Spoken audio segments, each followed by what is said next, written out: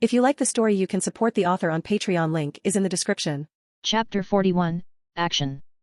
Morning Scoot over a bit, I need to brush my teeth too. Yeah. One big and one small, two sleepy women appeared in front of Logan. He was brushing his teeth, watching as Jinx showed up with squinted eyes. Her beautiful blue hair spilled messily down her back. A few unruly strands hung over her brows as she tipped her chin up, yawning lazily at Logan, one hand rubbing her eye, the other slipping into her pajama top to reveal a pale, soft belly while she scratched it absently. Beside her was Isha, making a little sound to announce she was here too.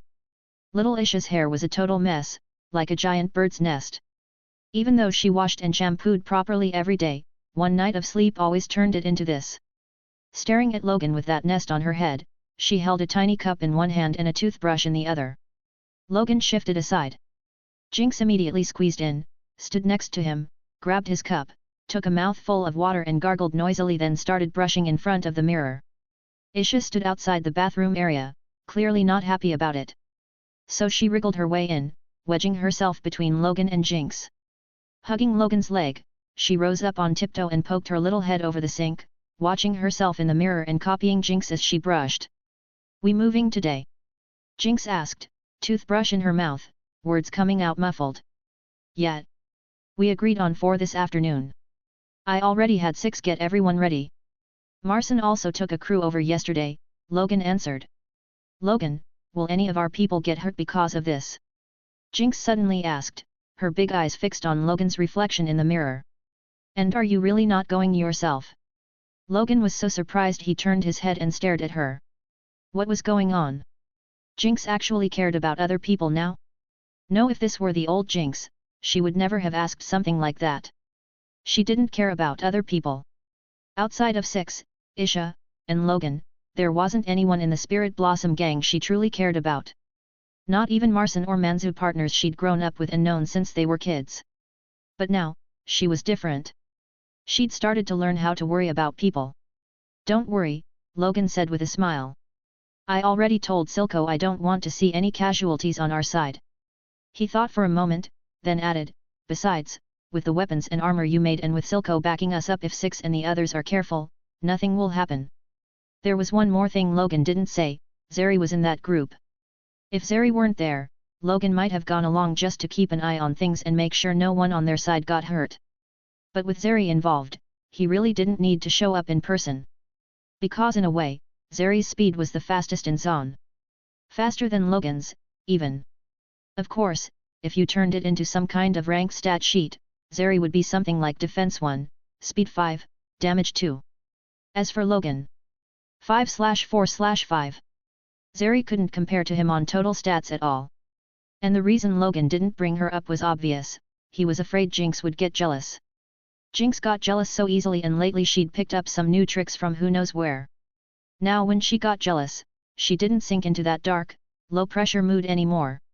Instead, she'd smile sweetly at Logan, polite, warm, and absolutely loaded. That smile was even scarier than her gloomy moods. A kind of unwell, gorgeous madness, soft-spoken sarcasm, sweet and sour menace. Who knew what terrifying ideas were spinning around in her head when she smiled like that? Anyway, getting Finn knocked off his seat, with Silco agreeing and willing to join in, meant everything was lined up perfectly. Timing, terrain, people, no surprises. So Logan had no intention of stepping onto the stage himself. If he did show up, then unless something truly unexpected happened, he could wipe out Akembaron's whole operation on his own and win without breaking a sweat. But like he'd told Silco, he needed to train his people. If Logan wanted to change Zaun, his own strength might be enough. But if he wanted Zaun itself to become strong, then having only Logan wasn't enough. That was why Six, Marson, Manzu and even Ekko and Zeri needed to grow. Logan picked up the cup Jinx had just used, took a mouthful of water, rinsed, then bent over the sink and spit out the foam-mixed water. "Tonight, we'll have our answer." He lifted a hand and wiped the water from the corner of his mouth. "Boss, we're not even going to hide ourselves?" Zeri asked excitedly, following behind Six along Zaun's grimy wastewater street. The clothes she wore were painted with the Spirit Blossom gang's emblem, blue and pink shattered petals that actually looked pretty. Six walked in front with a blade of dry grass between her teeth, knuckle dusters on her hands. Hearing Zeri, she spoke without slowing down. No need. Marsan's people are already planted inside. We hit them from the inside and out, catch them flat-footed. Those bastards are finished. I mean, are we going for the kill? Zeri looked up at Six's back and asked hesitantly. What else would we do? Six stopped and turned around, giving Zeri a look and rolling her eyes. This is a slaughter, Zeri. I don't know why Logan insisted you come with me, but if you are not ready to kill people yet, you can leave right now. Don't worry, I won't tell Logan. Zeri swallowed hard, shrinking her neck like a frightened little bird, and nodded at Six. She really wasn't ready to kill. Before this, Zeri had dealt with Chembarans in her own way, but it was always just teaching them a lesson or causing a little damage. Smashing equipment in their factories, cutting their power lines, wrecking their electricity with her own abilities. Killing? Zeri hadn't done that. She'd never even seriously considered it. But Six looked at Zeri, saw her ducking her head, and something in her expression softened. Her voice turned gentler as she said, of course, if we can avoid it, we don't want to kill anyone. But Zeri, this time is different. We're fighting Chembarans. Their men aren't some desperate street punks who joined a gang for food or money, they're killers with blood on their hands. Before, we were just skirmishing. Once the other side gave in, it ended. But they're not like that. Between us and them, someone has to leave the stage, disappear from Zaun. Six reached out and patted Zeri on the shoulder. Zeri nodded, and then she saw Six's face harden again, that brutal edge returning like a switch had been flipped.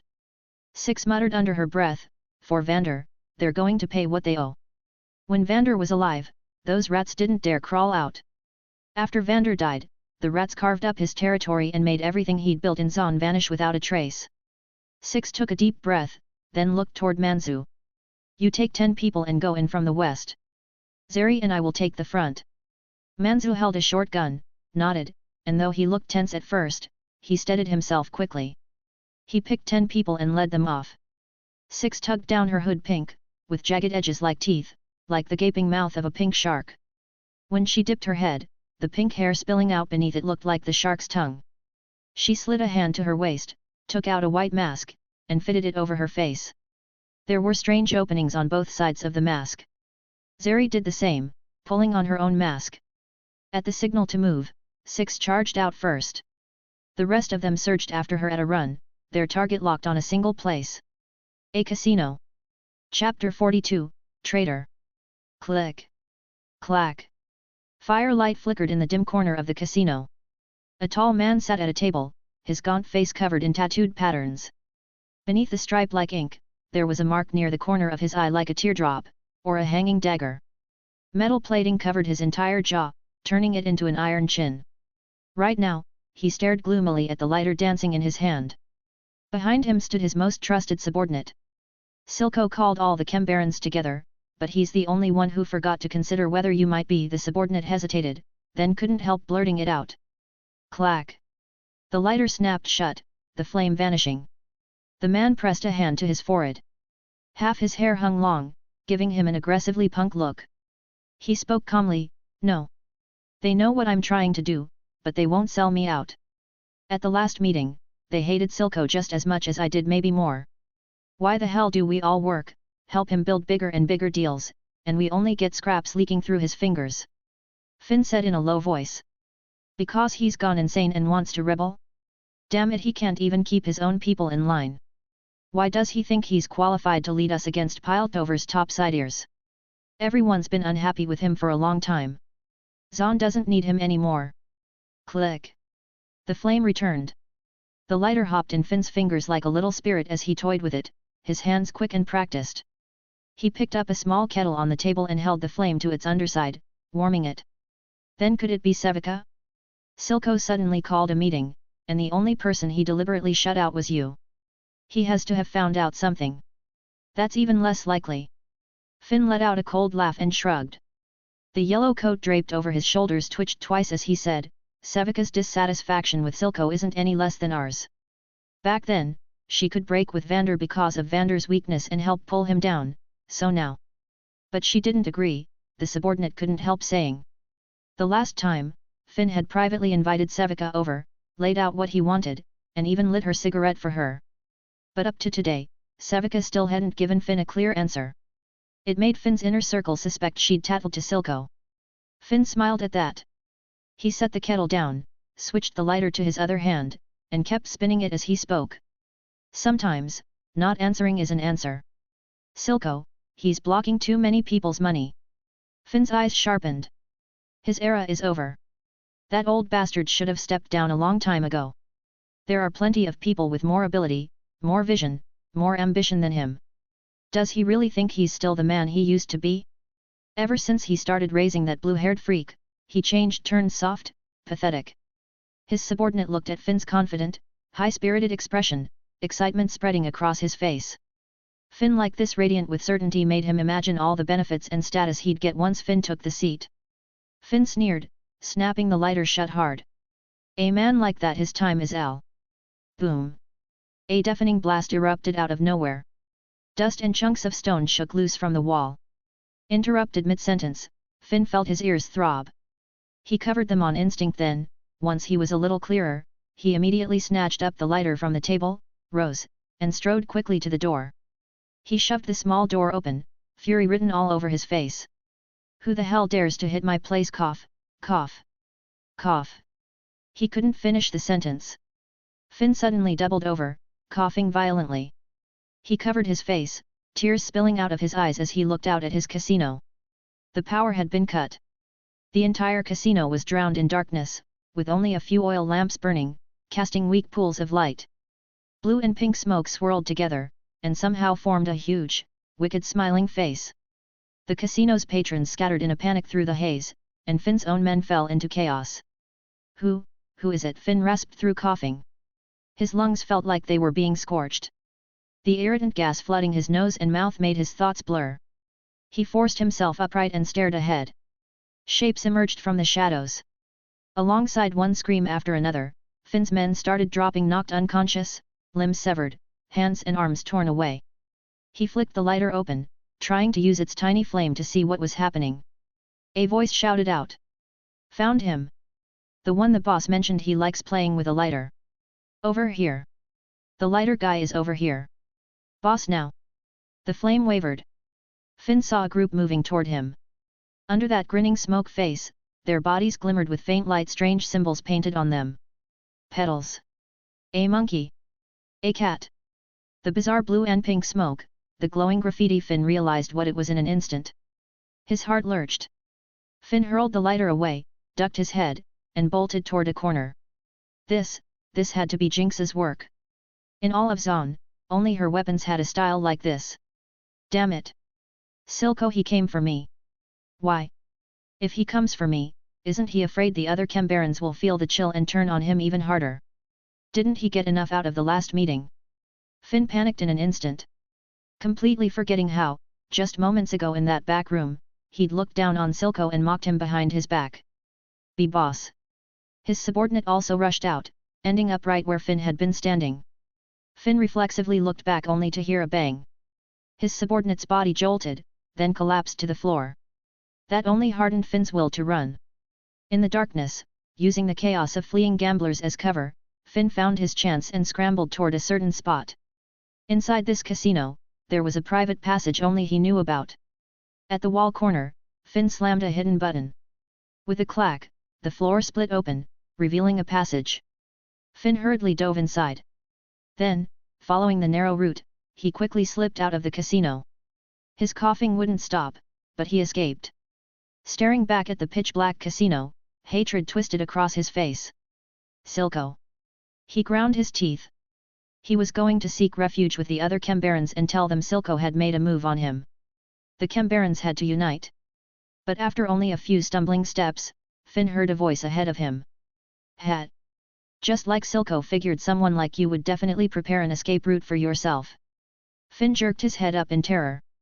In the shadowed mouth of the alley ahead, a tall figure stepped out. Closer. Closer. Then Finn saw her face clearly. Sevika, why you sold me out? Finn's face went ashen. Sevika shook her head. I never agreed to work with you. How could it be betrayal? Oh, right. Sevika spoke again, seemingly out of nowhere. Finn, where's your lighter? Finn froze, not understanding what she meant. Lost it. Sevika frowned slightly. That's a shame.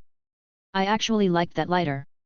You know, she continued, voice quiet, last time, when you were playing with it right in front of my face. I genuinely wanted to tear your head off. But I couldn't. Because Silco didn't plan to move against you people. He chose to keep you around, give you one more chance. She let out a breath that sounded like a scoff. Blame Jinx. She made him soft. He actually believed you'd change. Had. But this time is different. Sevika's eyes were flat. He made up his mind. He's going to change things. No, you can't kill me. Finn stumbled backward, hands raised, shouting. Sevika, please. Silco is finished. That's right, Jinx. How much stupid, disgusting mess has he made because of Jinx? You know better than any of us, don't you? He's always making you clean up after that little brat. You're the second in command of Zaun. Listen, I'll get the barons to support you. I'll help you become the one in charge. Finn kept retreating, waving his hands. Don't you want to be the one running Zaun? I don't want the spot anymore, it's yours. You have the ability. Silco's people respect you. You should be their boss, shouldn't you? Business, territory, everything, you're the one doing it. Every order of his, you're the one carrying it out. That guy just opens and closes his mouth and barks commands. Other than that, he can't do anything. We don't need to answer to him. Sevika advanced slowly, her expression calm. Finn, when you were in front of me last time, you didn't look like this. Right now, she said, watching him, you look like a dying dog. You tell me, Sevika murmured, almost as if talking to herself. Why do people change so much when they're facing death? For a moment, her gaze went distant. She suddenly remembered that night, years ago. Vander pulling on a gauntlet. Standing before a monster. Facing death without flinching. In that instant, Sevika felt a flicker of regret. Maybe Vander really had been something. At least, he wouldn't have turned into what Finn looked like now, when death was right in front of him. Listen to me, Sevika, listen. Sevika shook her head, clearing the stray thoughts away. Then she stepped forward faster, closing the distance. She lifted her left arm. A chem-enhanced limb slid out from beneath her cloak. Under the night sky, she raised it high. No, don't. Don't come closer. Finn screamed. Finn, Sevika said coldly, Silco asked me to bring you a message. Do you know why you have your current position?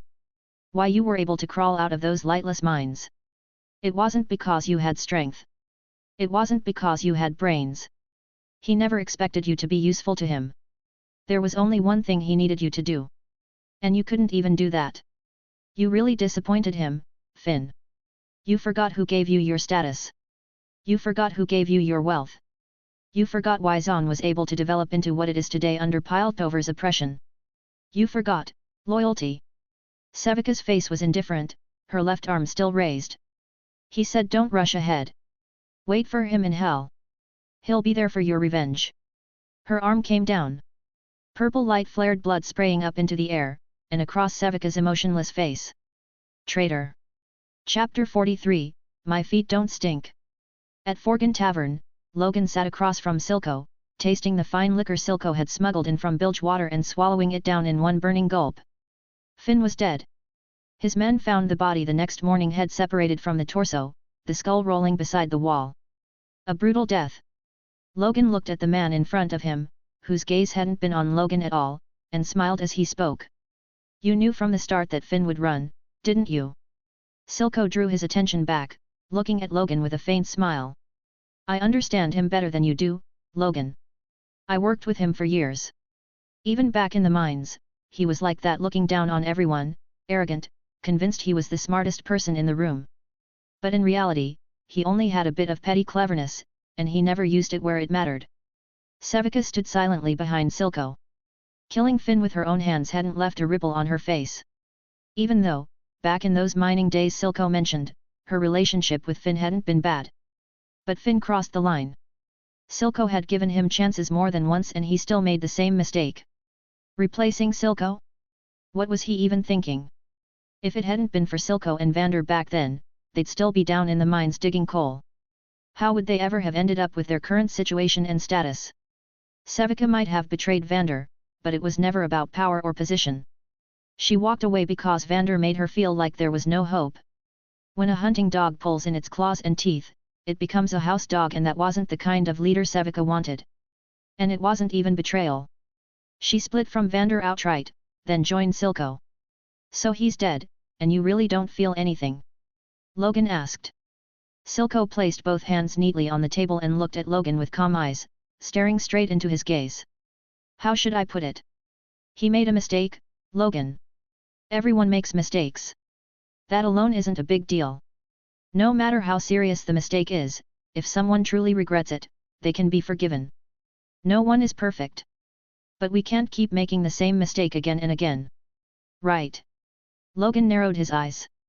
Sounds like you're hinting at me. Silco's gaze drifted to the girl sprawled on the sofa, snoring softly. The corner of his mouth lifted, his eyes turning gentle. What do you think? Logan exhaled. Then yet. You're hinting at me. If she doesn't want to come back to me, I won't force her. Silco spoke suddenly. With you, she really does seem happier. She's put on a little weight. Her complexion looks better too. Then he continued. And like you said, Logan, whether I succeed or you succeed, Zaun is the one that benefits in the end. There's no need for us to truly fight to the death. Our goal is the same. Our methods are different. And one thing you said was absolutely right during Piltover's crackdown, Zaun really did get too chaotic. Silco tapped his index finger against the tabletop, a steady rhythm. But it won't be like that anymore. Following Silco's gaze, Logan looked over at Jinx. She was asleep on the sofa, mouth slightly open, a thread of drool sliding from the corner of her lips. One foot was hooked over the backrest, one arm dangling off the couch, the other resting on her belly, sleeping like she didn't have a single worry in the world. Suddenly, Jinx shifted her head. Both men looked over. Her head tipped to the side, resting entirely off the edge of the sofa. If she kept sleeping like that, she'd definitely wake up with a stiff neck. Silco started to rise to fix her position. But Logan stood first. He'd been sitting closer to the sofa, and he moved quicker. Silco paused, then narrowed his eyes. Then he stood as well, slipped out of his suit jacket pressed and spotless, not a wrinkle anywhere, folded it with his hands, and handed it to Logan. Use this, he said. Behind Silco, Sevika couldn't help rolling her eyes. Seriously? Back then, it was only Silco spoiling this crazy girl. Now it was Silco, Logan, and her sister too. The people who indulged her, protected her, it felt like the number was only getting bigger. Sevika couldn't help wondering what kind of charm this girl had, that these people would give so much for her. Silco and Logan aside, one was Zaun's godfather, the other was, in Sevika's view, the strongest individual fighter in Zaun right now. And as for Six, she was a woman Sevika had acknowledged. When Six was still young, Sevika already felt there was something different about her. Now that she'd grown up, that fight proved Sevika's instincts right. Six was a combat genius, a born brawler. If it weren't for shimmer and chem-enhanced limbs, Sevika didn't think she could beat Six. Logan looked at the jacket Silco offered, then nodded and took it. He pressed it flat with his hand, walked to Jinx, and crouched beside the sofa. Carefully, gently, he lifted her head, slow, soft movements, then tucked Silco's jacket beneath her head as a cushion. He studied her for a moment. Seeing how she slept without a care, Logan couldn't resist reaching out and pinching the tip of her nose. MMM. Jinx frowned, swatting at the air in front of her as she muttered under her breath. Stupid snot slug, blocking my nose, you wanna fight? I'm telling my dad. Silco, hurry up and beat it up for me. Hearing her sleep talk, Logan felt a little jealous. Damn it, if she'd said my name, that would have been so much better. Then I could have rubbed it in Silco's face. But he shouldn't get greedy. When Logan first met Jinx, the name she mumbled most in her sleep was Six. After that came Silco, then Vander, and lastly, Logan. But these past days, the number of times she called Logan's name in her sleep kept going up, and that alone was enough to make him happy. It meant Logan's place in Jinx's heart was growing heavier, more important. Logan stood up and went back to his seat across from Silco. Jinx's little moment was only a brief interruption, but because of her, two men who should have been enemies, two men on different roads, could sit together and actually talk. When Logan settled back in, he saw Silco, Zaun's godfather, infamous for cruelty and ruthlessness, looking at Jinx with an embarrassingly syrupy gaze. Honestly, it was like you could squeeze water out of Silco's eyes. This was a Silco no one else ever got to see. You were right, Silco said, looking at Logan. She really does call my name in her sleep. Then he asked, did you hear what she just called me? Silco, if you want to laugh, then laugh. I won't make fun of you, Logan sighed. Silco smiled, maybe the first genuine smile he'd shown Logan. Right in front of Sevika, he said to Logan, you guessed correctly. She's my weakness. Damn it, this old bastard really got to show off. Logan looked at Silco, remembered what Silco had just said, and spoke. You said our methods are different, but our goal is the same. Silco, if you'd understood that back when Vander was alive, how much better would things have been? Logan was completely sincere. After taking over the Spirit Blossom gang, he finally understood what Vander had been doing all along, how hard it was, how great he truly was.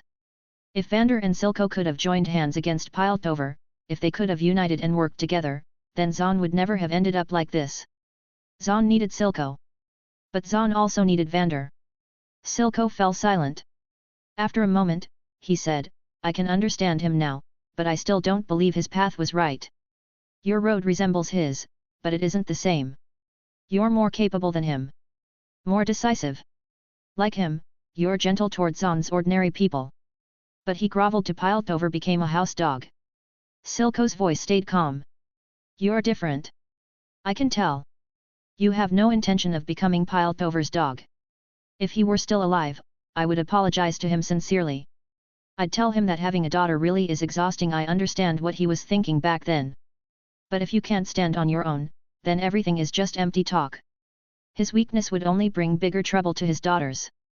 His compromises couldn't put Jinx and Six under the sundae. I won't be chained by the past, because I only want the present. The dead live in memories. The living have to keep moving forward. What I want, is for Jinx to stand in the sunlight, and live the kind of normal life she deserves. The air turned colder. But just as Logan and Silco sat in silence, meeting each other's eyes, a drowsy, muddled voice suddenly sounded. That's not food, Logan, you grabbed the wrong thing, that's my foot. It doesn't stink. If you say my foot stinks again, I'll beat you to death. I washed my feet. My shoes are super breathable. Don't touch my foot, it tickles. Gromp is so tasty, SNRK. The atmosphere snapped from cold to scorching. Silco's gaze on Logan turned dangerous, little by little. And Logan was so embarrassed he wanted to disappear. He even noticed Sevika looking at him, weird. Silco, I only washed Jinx's feet. I didn't do anything. Do you believe me? Silco sneered. Take a guess. Chapter 44, Am I the Prettiest? Deep in the lanes, in the dense, bustling flow of people, Logan carried Jinx on his back. Even with her face buried into his shoulder, just that long blue braid alone made her impossible to miss. In Zaun's entresol and other places, maybe people didn't know who Jinx was. But down in the sump, especially around the lanes? Please. They knew exactly who Jinx was. Silco kept her hidden well and rarely sent her out to handle jobs, but her reputation was no weaker than Sevika's. If anything, it was even worse. Sevika was ruthless. If a deal couldn't be settled, she'd throw hands. Over the years, plenty of dock gang bosses and sump merchants had died by her hands. But compared to Jinx? Not even close. Because this little menace was the type who could finish a deal, then kill you anyway because some tiny thing annoyed her. A madwoman was scarier than a brute, because you never knew what she was thinking. And then there was how much Silco doted on her. Everyone in the lanes knew how spoiled she was. People who lived here had watched it with their own eyes outside Forgan Tavern, Jinx pointing at Sevika's face and cussing her out, while Sevika shook with rage and still didn't dare swing back. So now, seeing her asleep on the back of some black-haired young man. The shock on these people's faces was something else. Am I seeing things? Is that Jinx? It's her. Hair can be faked, but that body and that vibe? No way. How the hell did he pull that off? Logan ignored the stares around him. One hand supported Jinx's soft, rounded hips as he walked toward territory that used to belong to Finn. He didn't need to hide Jinx from the sump's eyes anymore. He had the strength now. And Silco had handed that turf to Logan as well, expanding the Spirit Blossom Gang's power. Once the Firelights merged in, the Spirit Blossom Gang plus the Firelights, Logan would become the second largest force in Zaun, right beneath Silco. Barons? Please. Just a bunch of trash who hired a few dozen thugs, opened a factory, and started calling themselves kings. As for why Silco gave the turf to Logan, it was simple. Sevika might have been the one who killed Finn, but Silco didn't intend to take Finn's territory for himself, not only because of what he'd agreed to with Logan, about strengthening the Spirit Blossom Gang, but also because of public opinion. Yet, public opinion. Barons or ordinary people in the sump, once they knew what happened that day, once they knew Finn didn't attend yesterday's Baron meeting, they'd all guess that Finn's death had Silco's hand behind it. But Silco wouldn't admit it. And if he didn't admit it, who the hell would dare run their mouth and claim it was him? Unless Finn rose from the dead and pointed at Silco himself, guiding the crowd, no one was going to stick their neck out and accuse Silco at a time like this. And besides, Finn's turf didn't even go to Silco. It went to some newly rising gang. The Spirit Blossom Gang. What kind of name was that? Right now the word on the street was that Finn got killed by this gang, some violent clash between a baron and a crew. But everyone understood the truth. This Spirit Blossom Gang had a connection with Silco that nobody could really explain. Jinx yawned and pushed herself upright. From draped over Logan, she shifted into sitting astride his back, one hand braced on his shoulder while the other rubbed her eyes. How long was I out? Are we going back now? You slept for almost 2 hours, Logan said with a smile when he heard her groggy voice. How do you feel? Jinx stretched her arms and legs like a cat, a long, lazy full-body stretch. Her braid dangled all the way down near Logan's ankles, just barely not touching the ground. She nodded. Pretty good. But I feel like someone pinched my nose while I was asleep. So annoying. That's because you were sleeping face down on the couch. Your face was buried in it, of course you couldn't breathe. Oh. Jinx blinked, surprised. Is that what it was? Yup. Where are we going? Jinx looked around. Whenever she caught someone staring at her and Logan, she'd glare back. Anyone who got hit by that stare immediately looked away. No one wanted to meet the eyes of Zaun's crazy little demon. We're going to the new turf we just set up. 6 and the others are already there. Ekko's there too, he's waiting for me, Logan answered. That morning, Zeri had helped deliver Ekko's response. He agreed to bring the Firelights into the Spirit Blossom Gang. Thinking about it, Logan adjusted his grip, lifting the hand supporting Jinx's hips a little higher. Since Jinx hadn't asked to get down and walk, Logan certainly wasn't going to volunteer it. Besides, she wasn't heavy. A girl around 100 pounds was nothing for him. And there was another reason. Being close to Jinx, there was a smell on her that Logan really liked: laundry powder, machine oil, and something he couldn't describe, a faint milky sweetness. All of it together should have been weird. But somehow, Logan liked it. Was it because the person it belonged to was Jinx? He didn't know. All he knew was that the scent made him feel at ease. Logan. I hate Ekko. Suddenly, she wrapped both arms around Logan's neck. She leaned her head against his, voice muffled and low. Why? Because he hates me too. If he hates me, then I hate him, Jinx said like it was the most obvious thing in the world.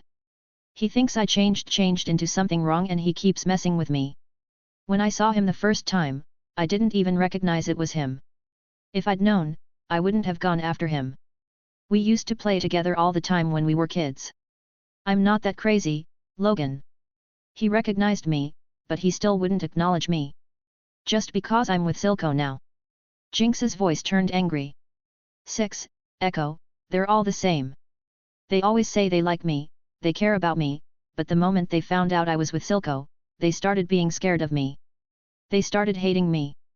But they could have just tried to talk me into leaving him, she said, and the anger drained into something smaller. They could have. This meeting with Silco, this was the first time Jinx had seen him since leaving, a full month. Before that, she'd never been away from Silco for so long. Did she miss him? Yet. Did she understand what happened between Silco and 6 and Ekko? She did. Jinx wasn't stupid. She could feel who treated her well and who didn't. Even as a kid, she'd been sharp. She knew Silco killed Vander. No, not just Silco. Me. Silco and I killed Vander together. But 6 abandoned me, and then Silco came to me, and what was I supposed to do? 6 leaving shattered her mind. The instinct to survive made her lunge toward the nearest adult, desperate for protection. I just wanted to live. Back then, Powder didn't understand all those reasons and rules. But in the end, she really had been the one to make mistakes first. Thinking of that, Jinx's mood sank again, that familiar low-pressure heaviness creeping in. Logan could feel it clearly.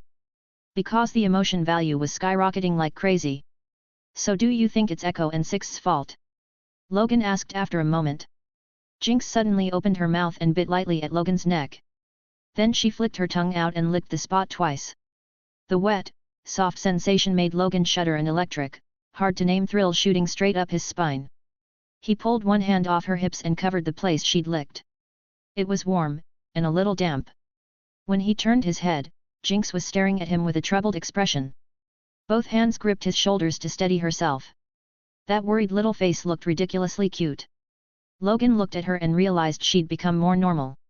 It had been a while since he'd seen her truly spiral. But that wasn't strange. Now she had Isha, 6, and Logan. Everyone she cared about was beside her. Of course her emotions would stabilize. "You're bullying me," Jinx said. "I'm just asking," Logan said flatly. "I know," Jinx admitted. "I know I did a lot of things wrong. It isn't their fault, but I just want them to tolerate me like before. To protect me like before. But they changed." She blinked those bright blue eyes and continued, "They keep saying I changed. Bullshit. They're the ones who changed. If they could just tolerate me and protect me like before, I'd be the same little tagalong I used to be. I'd follow them, listen to them. But you saw it. They're scared of me. Especially 6. She says she loves me. She says she stayed in the Spirit Blossom gang for me. She says she'll protect me. But last time I went to see her in secret, I stood by her bed and watched her sleep. When she woke up and saw me, she freaked out. Oh my God," she shrank into the corner of the bed, Jinx wailed, grabbing the hair at her forehead and shaking it like she was shaking the thought itself. "Am I ugly or something? I'm pretty. I'm so pretty." Then she blurted out, "Logan, am I the prettiest?" "Yes," Logan answered, completely serious. He'd seen Jinx with her hair down and wild, seen her asleep, seen her quiet with no exaggerated expression, just Jinx, still and present. And Logan could say it without hesitation. She really was the prettiest girl in Zaun. Especially when her blue hair was messy and loose, and she sat there half asleep, blankly staring. Logan couldn't even describe her properly. Cold. Fragile. Melancholy. Maybe those were the closest words. "I still don't want to see Ekko." "That's fine," Logan said. "If you don't want to, then we won't. But aren't you supposed to talk to him about something important? Aren't you trying to bring the firelights in?" Jinx blinked. "It's fine. There'll be other chances," Logan said, then changed direction, no longer heading toward Finn's old turf. Instead, he turned toward the Spirit Blossom gang's place. Jinx suddenly flopped forward onto Logan's back, her small chin pressing on top of his head as she said, "Silco isn't that bad." "No, he's bad, he's super bad, a huge villain. He's killed a lot of people. But Logan, he really is good to me. I'm not stupid. I can tell who's good to me and who's not. He really did raise you like a daughter," Logan said. "Don't worry, Jinx. Silco won't be our enemy. He'll be fine." "I wasn't thinking that far," Jinx muttered. Logan carried Jinx, step by step, back toward the Spirit Blossom gang. Jinx lay against him, her face pressed into the hollow of Logan's shoulder. Then she moved just a little, rubbing her forehead against his shoulder like a cat. "You're different." "What?" Logan asked. He caught the sound immediately, his hearing was that good. But Jinx didn't answer. She just kept nuzzling his shoulder. "You're different." "Really? Logan?" "They all just want Powder back. They all hate Jinx. Silco likes Jinx, but he hates weak, useless Powder. But you're different. You only want me." Jinx lifted her head, eyes narrowed, and hugged Logan tighter like she was afraid letting go would make him vanish. Chapter 45, A New Power Source. After carrying Jinx back to the Spirit Blossom gang, Logan handed the girl off to Isha. He played around with the two girls at home for a bit, then got up and left. Jinx didn't say anything once Logan was gone. She took Isha with her and started tinkering with the device she'd been working on lately. Go bring me that thing, Isha. I'm going to surprise Logan. Jinx put on a huge pair of windproof goggles that covered the top half of her face. Her exposed lips pressed together, and her blue eyes shone with a bright, eager light. She'd even changed into a yellow jacket made for resisting oil and grime. Squatting in front of a precise, delicate machine, she worked a wrench in her hands, adjusting and tightening with focused intensity. Isha listened to Jinx without question. She hopped up and pattered over to a table, yanked open a messy drawer, and dug around until she found what Jinx wanted. A seed. Just a seed you could find anywhere in Piltover. But in Zaun, it was rare. Not because it was expensive. Go to Piltover, scoop a few handfuls of dirt, and you could probably find a couple. It was rare because Zaun's soil and environment simply didn't allow plants to grow. Isha brought the seed over. Jinx didn't even turn her head. She reached back and took it, then used the wrench to open the top of the machine. Carefully, she placed the finger-sized brown seed inside. She pressed a button. Jinx and Isha leaned against the glass cover, eyes wide, watching a glow bloom within. Warm light spread through the chamber, bathing the machine in a gentle radiance. With a magnifying glass in hand, the two of them hovered their shamelessly hips up, posture messy, not a shred of proper girl behavior, guarding that tiny seed like it was treasure. Because it wasn't just a seed. It was the beginning of changing Zaun. Logan moved fast, sprinting across rooftops in the sump, leaping between buildings and closing the distance at full speed as he headed for Finn's former turf. That land belonged to the Spirit Blossom gang now. In Zaun, there was no government paperwork, no official seals. Whoever had the bigger fist and deeper pockets owned the right to speak. So even if the residents around the area felt bitter, they could only swallow it and accept that the land had a new master. All they could do was hope this Spirit Blossom gang would be kinder than Finn ever was. When Logan arrived, Ekko and his people were already inside the casino. Finn's casino had been torn apart so badly it was barely recognizable. Six and Marcin hadn't returned to the Spirit Blossom gang at all. Last night they stayed here, waiting for Ekko to bring his crew. The moment Ekko saw Logan, he stood up. Behind him, a group wearing masks and carrying hoverboards rose as well. Kept you waiting? Logan asked as he came up to Ekko. No. We only got here a little while ago. Ekko shook his head. He looked at Logan, his expression complicated. Ekko genuinely didn't understand how Logan had done it, how he'd made a Chembaron disappear so quietly, so cleanly. Something Logan did with ease made Ekko question everything he'd done for years. His people believed he could be Zaun's savior, the one who'd lead them to change the city. Under that trust, Ekko had started believing it too. But now, looking at Logan, Ekko felt doubt creeping in. Wait, the one who can change Zaun, is it really me? The thought barely surfaced before Ekko crushed it. That kind of thinking was pointless. As long as Zaun became better, it didn't matter who made it happen, who led it there. I'll introduce you, Ekko said, gesturing to the person beside him. This is Scar, the Firelight's second in command. Scar looked striking. He even had a pair of strange, animal-like ears. When Ekko introduced him, Scar reached up and removed his mask, revealing a face that still looked mostly human. Vastea. Logan blurted, surprised. Scar nodded once, then put the mask back on and stepped behind Ekko. Ekko spoke quietly, it's not that strange, Logan. In Zaun, you see all kinds of people. Scar's parents came to Zaun a long time ago. He's Zaunite. Logan nodded and then remembered who Scar was. He'd shown up in a few scenes back in Season 1. Whenever Ekko moved, Scar was usually there with him. And from the look of it, he wasn't weak, either. Logan looked back at Ekko. So? You decided? Yet. Ekko took a deep breath. We're willing to merge into the Spirit Blossom gang. I don't care if the Firelights get broken up and reorganized, just the conditions I gave you. I need you to keep your word, Logan. The Firelights are willing to follow your lead, Ekko continued. All I want is for them to be able to live like the people in Hope community. That's what I want too, Ekko. Logan held out his hand, voice low and steady. Then welcome to the Spirit Blossom gang. Thanks. Ekko shook Logan's hand. He hesitated, then lifted his head and said cleanly, Boss. Logan smiled. He patted Ekko's shoulder. Now that you're in, you're getting your first job. Say it. Research and invention, Logan said. Honestly, Ekko, I think you're more suited to being a scientist than fighting and playing boss.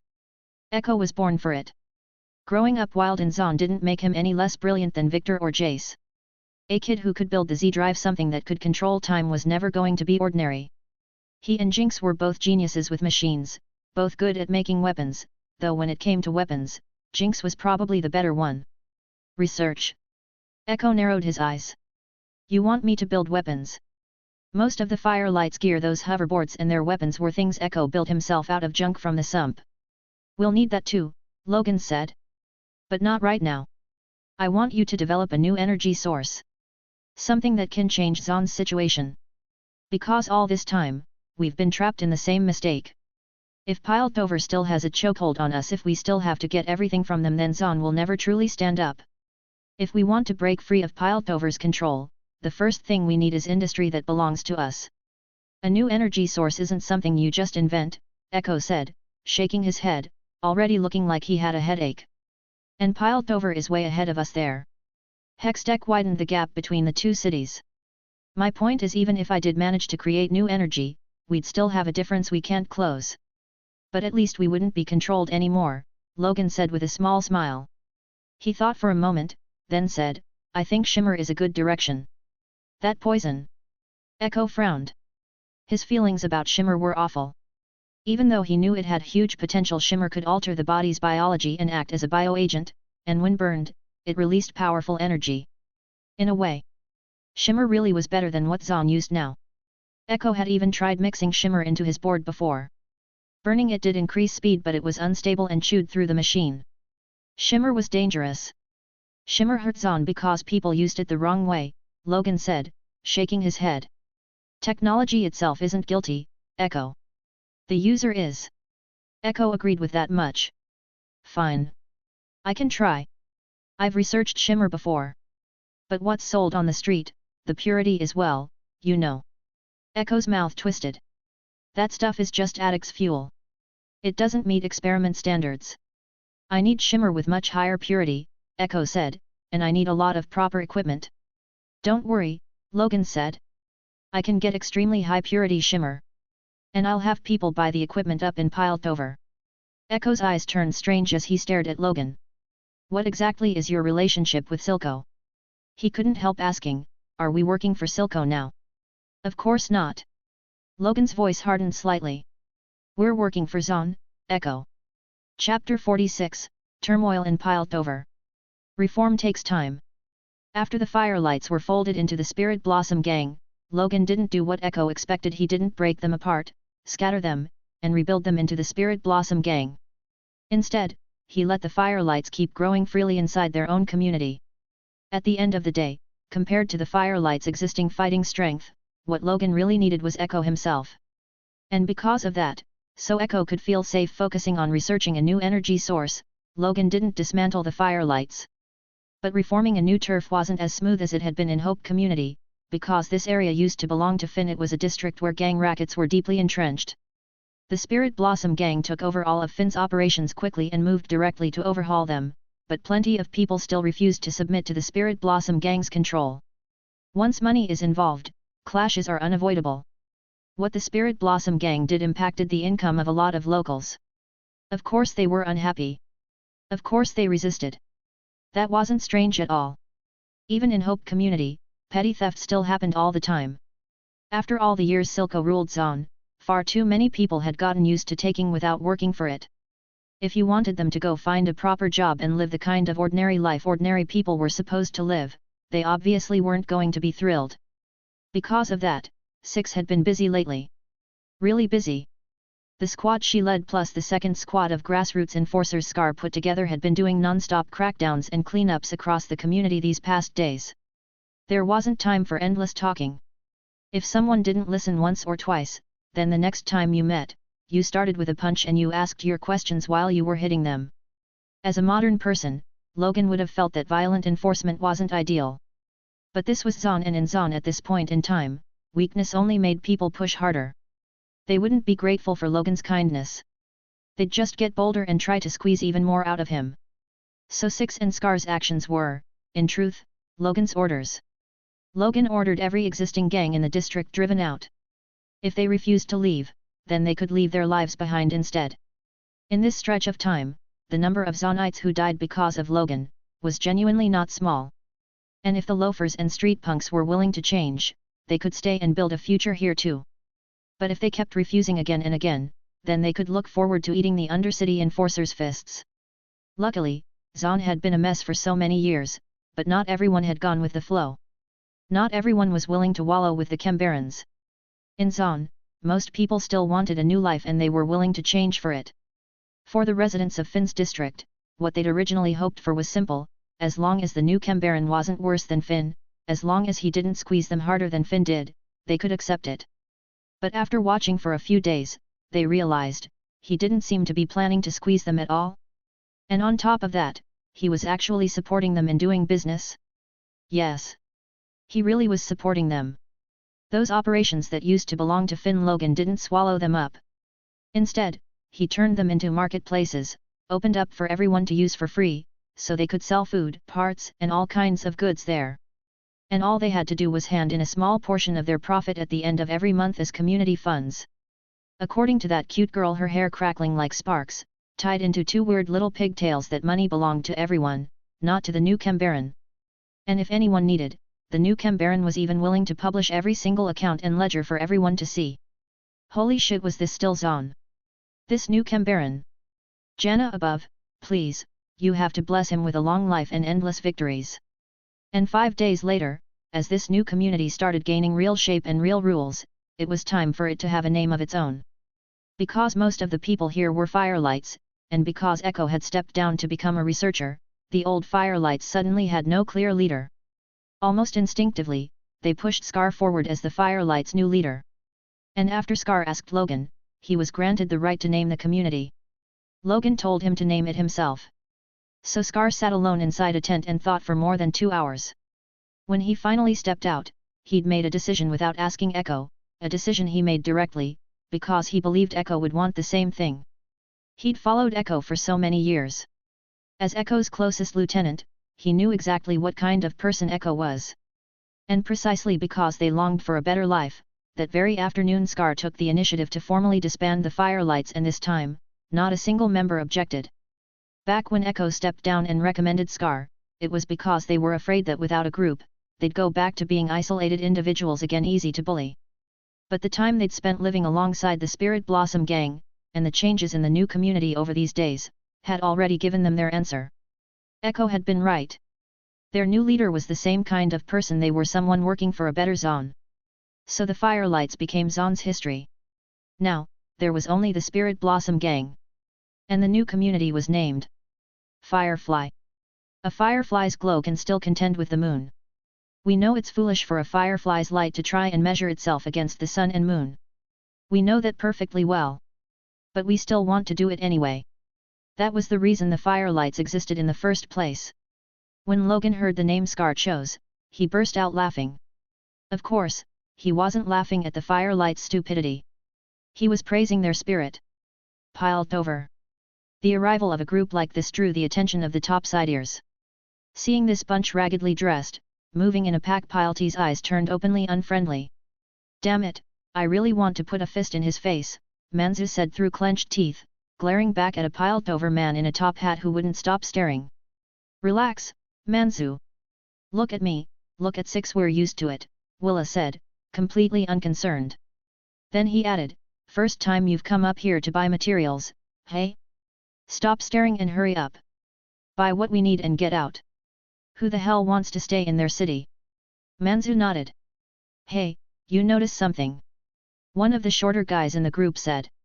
Piled-over's been acting weird lately. Look at their faces, they're even more sour than last time we came. Zeri was in the team too. It was her first time coming topside on the gang's dime. The instruments and materials Ekko and Jinx needed for development, making them by hand would take time, and even if you made them, they might not work. I mean, when you're assembling things out of junk materials, usability is always a gamble. When it came to precision, Piled-over really did crush Zaun. That was something Zaunites had to admit. They might have boldness and creativity, but in rigor and meticulousness, they couldn't match Piltover. 6 walked at the front of the group, and she also felt that Piltover wasn't quite right lately. For example, those red-clad guys? Head to toe covered in red, helmets on, weapons in hand, standing around Piltover. There were only 2 or 3 of them, but with that look and that presence, they stood out like a flare. Did something happen? 6 wondered, curious. Then she passed a park and stopped. What is it? Willa turned back when he saw 6 halt. 6 had one hand in her pocket while she lifted the other, smiling. Spotted a cute one. You guys go buy the materials first. I'll catch up. After she said that, without waiting for Willa or Manzu to respond, she vaulted the iron fence in one smooth motion and walked into the park.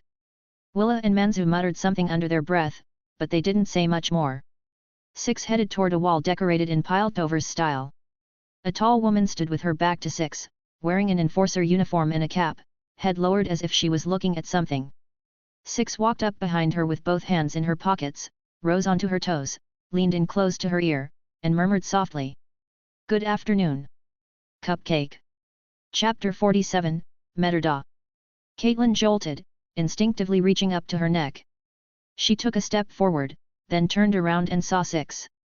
6 had both hands in her pockets, looking at Caitlyn like she owned the place, a grin hanging at the corner of her mouth. What are you doing here? Are you insane? How do you dare come up here? When Caitlyn realized it was 6 behind her, she nearly jumped out of her skin. She straightened up, frowned, and spoke sharply. Piltover hadn't been stable lately. At a time like this, for someone from Zaun to run topside, insane. Completely insane. What, didn't you say last time you saw me you were gonna arrest me? 6 smiled, spreading her hands and pressing her wrists together, palms up, making a go-ahead, cuff me gesture at Caitlyn. Come on, officer. Caitlyn rolled her eyes, took a deep breath, and grabbed 6 by the arm. She pulled her out of the other enforcer's line of sight and stopped near a tree. In a low, stern voice, she said, I don't have time for this, 6. I'm busy, understand? I'm working. Yeah, guarding kids in a park, hey? Real important work, 6 said with a raised brow, teasing. How do you Pilties say it again? Oh right, kids are the future. Guess you're protecting Piltover's future, then. What do you want? Spit it out. Seeing Caitlyn was genuinely out of patience, 6 chuckled and said, nothing. Just came up to buy some stuff. What, Piltover's not selling to Zaunites anymore? Then go buy it. When you're done, go back, Caitlyn said. Caitlyn's attitude was starting to piss 6 off. Spotting Caitlyn in Piltover instantly made 6 think about those few days they'd spent together. Honestly, 6's impression of Caitlyn wasn't low at all. She thought this cop was interesting, different from the other enforcers. Caitlyn had manners, she was kind, and more importantly, in the way she treated Zaun. Caitlyn didn't look down on Zaun. If anything, she wanted Piltover and Zaun to get along. And when Caitlyn enforced the law, she didn't pick targets based on who they were, she looked at what they did. That, too, was a big reason 6's opinion of her kept climbing. But now, what the hell was with her? Right. I'm just some Zaun punk who crawled up here.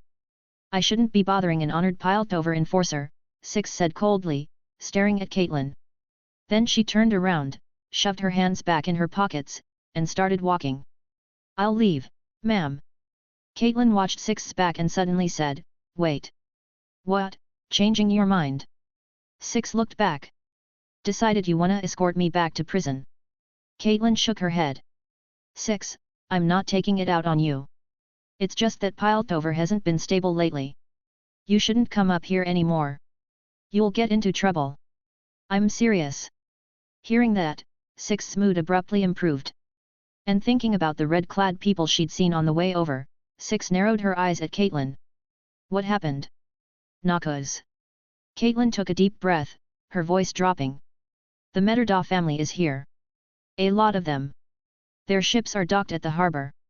Their troops have already moved into Piltover. Then what are you waiting for? 6 snapped, loud and incredulous. Kick them out. This isn't your city anymore or what? You throw us out like it's nothing. How the hell do you turn into this when it's Noxians? Calling you Pilties isn't even an insult, not really, Six said with a curl of her lip. Let them try coming to Zaun.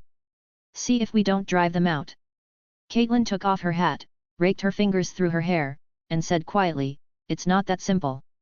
Metterda isn't just some Noxian military house, the head of the family is Counselor Mel's mother. Wait. Six blinked. The counselor you mean is that hot girl? Can you show some respect for once? Caitlyn stared at her, already getting a headache from Six's mouth. Why do you always talk like that? We're Zaunites. That's how we talk, Six spat. Don't lecture us about manners. We can barely stay alive, who gives a damn about manners? Then Six stepped closer, gaze fixed on Caitlyn. Tell me the whole story, Cupcake. Tell me what's going on. Caitlyn hesitated, then nodded. Piltover's council building inside a room set aside for receiving important guests. A dark-skinned woman in a gold gown sat there, hair pinned up, posture proper, figure full and elegant, glittering with gold and silver jewelry. She looked anxiously at the woman standing in front of her. That woman had white hair, a tall frame, scars on her face, heavy armor on her body, and eyes like a wolf. Her presence alone felt like pressure. Mother, I'll say it one more time, this is our city-state's internal matter. You have no right to interfere in Piltover's governance. Mel said. The imposing woman smiled, a hint of mockery in her eyes as she looked at her daughter. Mel. Ambessa's voice was steady. Once you bear the family name, everything you have belongs to the family. As she spoke, she lifted her hand slightly. 4 guards holding long spears immediately nodded. They bowed respectfully to Ambessa and Mel, then left the room. As the door shut, they remained outside on watch. Ambessa sat down on the sofa, resting a broad hand on the armrest. Her fingers idly rubbed the ornamentation there as she lowered her head and spoke softly. You've achieved what you have in Piltover because of the family.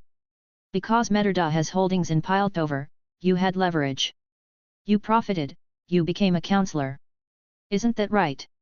What do you want? Mel asked, drawing a slow breath and letting it out, forcing herself calm. Honestly, I don't particularly want anything, Ambessa said, lifting her gaze to Mel. Seeing that Mel had steadied herself, a flicker of approval crossed Ambessa's eyes. But I can't stand watching this any longer. You've let Zaun fester for far too long. Hextech shouldn't be used only for commerce. It's a weapon. A powerful weapon. Not a chance. Mel's voice hardened. You want to turn Hextech into a tool for your glory? Your ideas will destroy Piltover. Idiot. Ambessa stood and walked toward Mel, step by step. She was taller than Mel. Years of training had forged her into something formidable. Ambessa raised an arm, clenched her hand into a fist, and flexed muscle swelling like stone beneath the skin. She stared at her knuckles as she spoke, low and dangerous. Wolves circle you, and you use iron to build houses and fences. When the pack finally charges, all you'll be is lambs waiting for slaughter. Foolish. What's happening between us and Zaun is more complicated than you think, Mother, Mel said, meeting Ambessa's gaze calmly. She still couldn't see what her mother truly wanted, but that didn't stop Mel from holding to her own conviction. Mel bowed her head slightly. I'm Mel Metterda, yes, but I'm Piltover's Metterda. I'm not Nakusa's Metterda. Mel straightened, glanced at Ambessa, and said quietly, Mother, I have things to attend to. Excuse me. Ambessa didn't stop her. After Mel left, Ambessa clapped her hands twice. A Noxian soldier entered. He was tall, broad-shouldered, with a hard face and a thick beard. The respect in his eyes when he looked at Ambessa was absolute.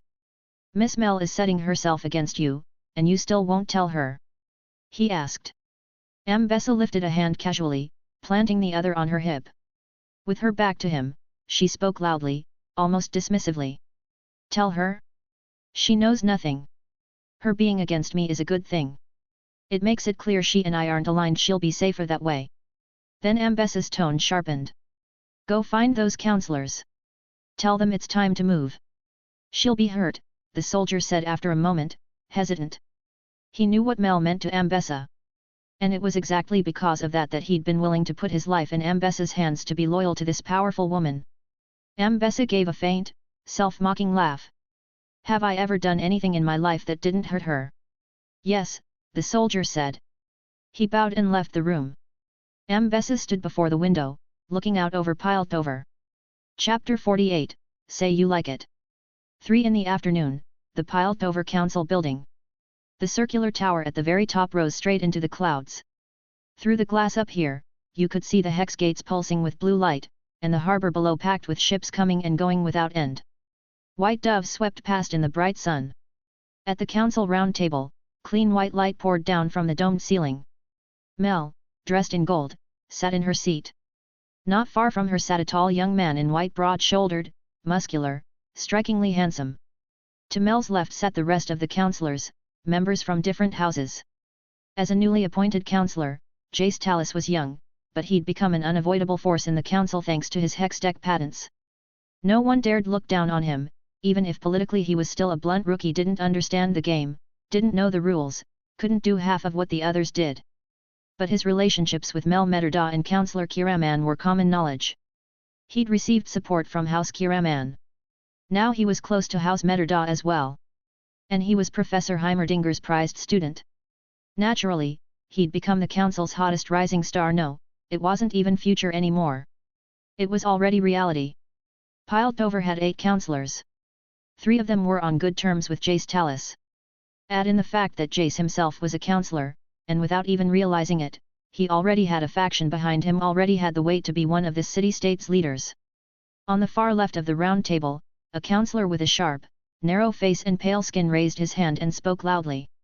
Everyone, I've recently learned something. It concerns the Undercity. The Undercity? Another councillor replied. Haven't they been behaving lately? Behaving? Councillor Silo rolled his eyes. Councillor Hoskell, when you say behaving, do you mean the time one of our buildings was blown up and a hextech gemstone vanished without a trace still not recovered? Or do you mean the harbor attack, where enforcers were killed and the culprit still hasn't been found? But, the building explosion, wasn't that an accident? Hoskell scratched his cheek, his mustache twitching. An accident? Silo looked even more baffled. How could you possibly think that was an accident? Honestly, I also think it's time we cleaned up Zaun, another councillor said. His name was Balbach, and just from looking at him, you could barely tell he was supposed to be human. In a low, rumbling voice, he continued, Shimmer has poisoned Piltover. At the last gala, I saw plenty of our own people using that stuff. The moment Balbach said that, Silo flinched and leaned back in his chair. But he straightened almost immediately and said, Councillor Balbach is right. So I propose it's time we take control of Zaun. In the end, whenever they cause problems, we're the ones stuck cleaning up after them. So why not handle it properly, cleanly once and for all? That's good for everyone, isn't it? Silo smiled. Heimerdinger clasped his small hands together, glancing left, then right, and then he tapped the table. I disagree, he said. We have been divided for far too long. This city was founded to be a beacon of enlightenment, independent of a world ruled by power, consumed by vanity and greed. Heimerdinger's voice tightened as he went on. But look at us now. We chase pleasure, we drown in comfort, we loosen our moral restraint. We trade real integrity for hollow prestige. We once stood united, yet now, we're nothing but scattered sand. So I do not support suppressing Zaun, Heimerdinger continued. We should guide them. We should help them change. Shouldn't we? Silo frowned, exchanging a look with the 2 councillors beside him. I support it. One councillor raised her hand first. An unusual metal collar circled her neck, and the moment she raised her hand, Mel turned to her in surprise. I support it too. Silo raised his hand. Balbach raised his next. Hoskell saw Silo and Balbach both looking at him, and he raised his hand as well. Councillor Kiraman, what's your view? Silo asked, turning toward the middle-aged woman. I don't support it, Councillor Kiraman said. Our conflict with the Undercity is already bad enough. Suppressing them now, cracking down on Zaun, won't help. And besides... She glanced at Mel and shook her head. Nakus had come to Piltover, and they were still thinking about fighting among themselves? Of course, Councillor Kiraman did support dealing with Zaun after the Noxians left. Just as Balbach said, Shimmer had poisoned the Undercity, and now it had spread topside. Mel lowered her eyes and remained silent. She, Councillor Kiraman, and Heimerdinger had all made their stances clear. But then, a hand rose. Mel's head snapped up. She stared at the person who'd raised it, disbelief on her face. Jace. I support it. Jace stood. Jace, how can you? Enough, Professor. Jace looked at Heimerdinger and continued, Shimmer is rampant in the Undercity. It's everywhere. Violent criminals attacked the upper city, killed enforcers, blew up a building in the harbor. Now enforcers don't even dare go into the lanes. I'm sorry, Professor, but governing this city takes more than pretty words. Again and again, you warn everyone about lines we can't cross, but I have to ask, what solution do you actually have? Heimerdinger froze, staring at Jace in shock. How can you speak like that?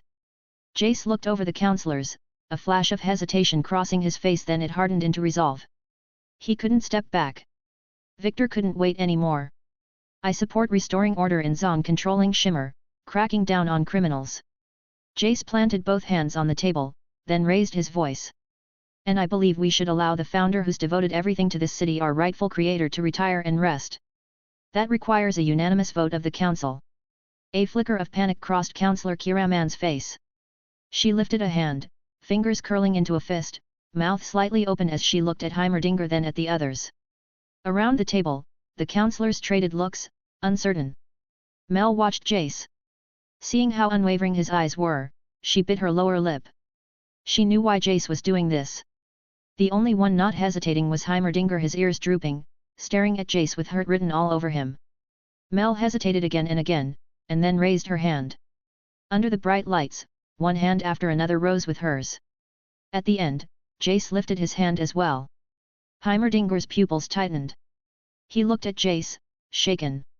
But Jace lowered his head, unable to meet his gaze. Zhan. In the thriving Hope community, Logan sat in front of a mirror. Behind him was Jinx, grabbing his hair and styling it, bundling it up without mercy. Then she plopped a hat onto his head. What do you think? Pretty good, right? Jinx asked. I think it's not great, Jinx, Logan said, looking at his reflection and letting out a helpless laugh. Damn it. He'd become Jinx's toy. She wasn't satisfied with only messing with Isha anymore. How is it not great? Jinx hooked one arm over Logan's shoulder, swaggering like she owned the world. With her other hand, she flicked the hat on his head with her knuckle and grinned. This is something I made with Isha. Look, press this button, see? This one's for anti-toxic gas.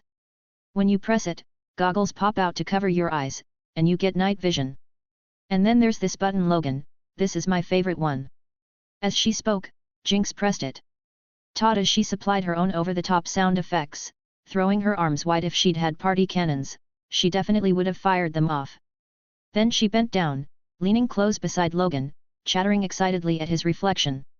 Cute cat ears. I love this so much. Logan stared at the mirror. There he was, wearing a blue hat. On both sides, a pair of wide cat ears had popped out, absurdly cute. And on the front was a doodle Jinx and Isha had drawn together, 3 exaggerated, simple smiling faces in crayon, one blue, one brown, one black. Logan could tell right away who they were meant to be. Jinx, Isha, and him. Say you like it. Logan stayed silent, so Jinx puffed out her cheeks and tugged at his face, pulling his cheeks upward. Fine. I really like it. Thank you, Jinx, Logan said. Jinx immediately turned and met Isha's eyes.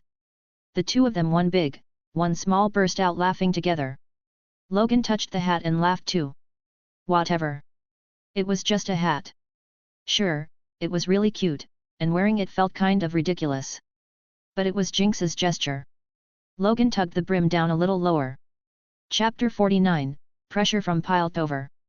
When Six returned to the Undercity and stepped into the house, this was the scene waiting for her. Logan, wearing that ridiculous hat. Logan with a pair of huge cat ears sticking out stood in front of a pile of cookware. He was in a grey wool sweater, sleeves rolled up, chopping meat on a cutting board. And strapped to his back was one very large accessory. Jinx was hanging off him like a doll, clutching vegetables and fruit. Whenever Logan told her to, she'd pass something over to Isha. Little Isha wore slippers that were too big for her, darting back and forth through the room busy, but it was hard to tell what she was even busy doing. It looked like she was helping wash the vegetables. Ha! Six let out a breath, one hand on her hip as she stared at the whole domestic disaster. If she was being honest, even now, Six still felt jealous of Logan. She was jealous of how Jinx treated him. The sisters' relationship had eased up a little lately, but the truth was, Jinx's dependence on Logan had only grown stronger. In the beginning, even when Jinx's attitude toward Six was bad, her attention and focus still stayed on Six. Six could feel it. She had a softer heart than her tough exterior suggested. She looked sturdy and straightforward, but inside, she was sensitive. She picked up on other people's emotions and attitudes far more than she let on. And because of that, Six envied Logan. She envied that he'd taken the place of being Powder's only one. As she stood there, Six heard Logan and Jinx's voices. "Give me a taste. It's kinda hot. Then blow on it." "Okay. Whoa, too bland. I'm adding seasoning. Let me this one. I wanna add this." Six. Alright. She wasn't as unhappy all of a sudden. At least. Logan really was good to Powder. "You two still have time to cook." Six finally spoke up. Piltover's got a serious situation. Logan and Jinx both looked back at her. Jinx hopped off Logan's back and jogged over to Six, holding out her hand. "Where's my stuff?" "I already put it in your workshop," Six said, smiling at her. Jinx nodded, then her brows snapped down.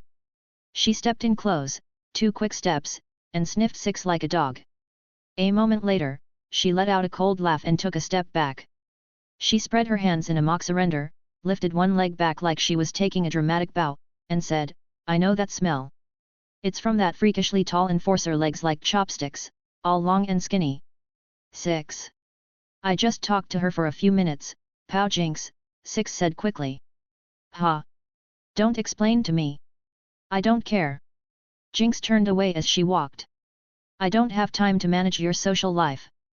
Be friends with whoever you want, that's your business. But don't bring that enforcer in front of me, otherwise, you're gonna hate me. I think you understand what I mean." "Jinx, Caitlyn is a good person," Six insisted. "She's not as bad as you think. Sister, she came all the way down there to arrest me. She's a good person." Jinx shot back. "So what? That means the one she's trying to arrest me is the bad one." She turned her head and called to the small girl who'd come running over to help her. "Hey, Isha. Am I a bad guy?" Isha was unconditionally Team Jinx. In Isha's darkest time, Jinx had been the one who lit something up inside her. To her, Jinx was a friend to play with, a sister who cared, a mother who looked after her. So Isha immediately shook her head, babbling indignantly as she glared at Six, cheeks puffed up. "So what happened?" Logan asked, both hands braced on the counter as he leaned back against it, looking at Six. Six swallowed the words she wanted to use to argue with Jinx and looked at Logan. "Noxians are here," she said. "Caitlyn told me. She said we shouldn't go up to Piltover lately, avoid starting trouble." Logan nodded. "Wait." Six narrowed her eyes. "Why do you look not surprised?" She'd been shocked when she heard. That was Naka's strongest nation on this continent. If they were in Piltover, Zaun was going to feel it too, one way or another. Watching Pilties get knocked down a peg felt good, sure, but if Zaun got dragged into it, that wouldn't be good at all. "Ever consider the possibility my intel's better than yours?" Logan said, amused. Then he turned back to chopping vegetables, continuing to make dinner. These days Logan preferred cooking for himself instead of eating out. Now that he had money, he could afford meat, seasoning, so of course he wanted his quality of life to go up. He really didn't want to eat murk-water frog meat anymore. As he cooked, Logan kept thinking. The plot had already changed massively since the day he met Jinx. The gears started turning, and everything had diverged from the version of events in the Arcane timeline. Not to mention, the Spirit Blossom gang now controlled 2 communities in Zaun. After merging with the Firelights, the Spirit Blossom gang had become Zaun's second largest force. But maybe, in some directions, things still wouldn't change? For example, Mel's mother trying to use Piltover. A hardline soldier like that wasn't difficult to read, but what excuse would she use to push into Piltover's politics? What method would she use to seize power? Logan mulled it over. "Logan!" At that moment, someone rushed into the room. Logan turned and saw Sevika. He looked genuinely surprised. "Boss, what are you doing here?" Sevika looked at Logan as he wiped his hands and walked toward her. One brow lifted. This punk somehow looked even more handsome than last time. Silco sent me to pass on a message, she said. Piltovers preparing to crack down on Zaun.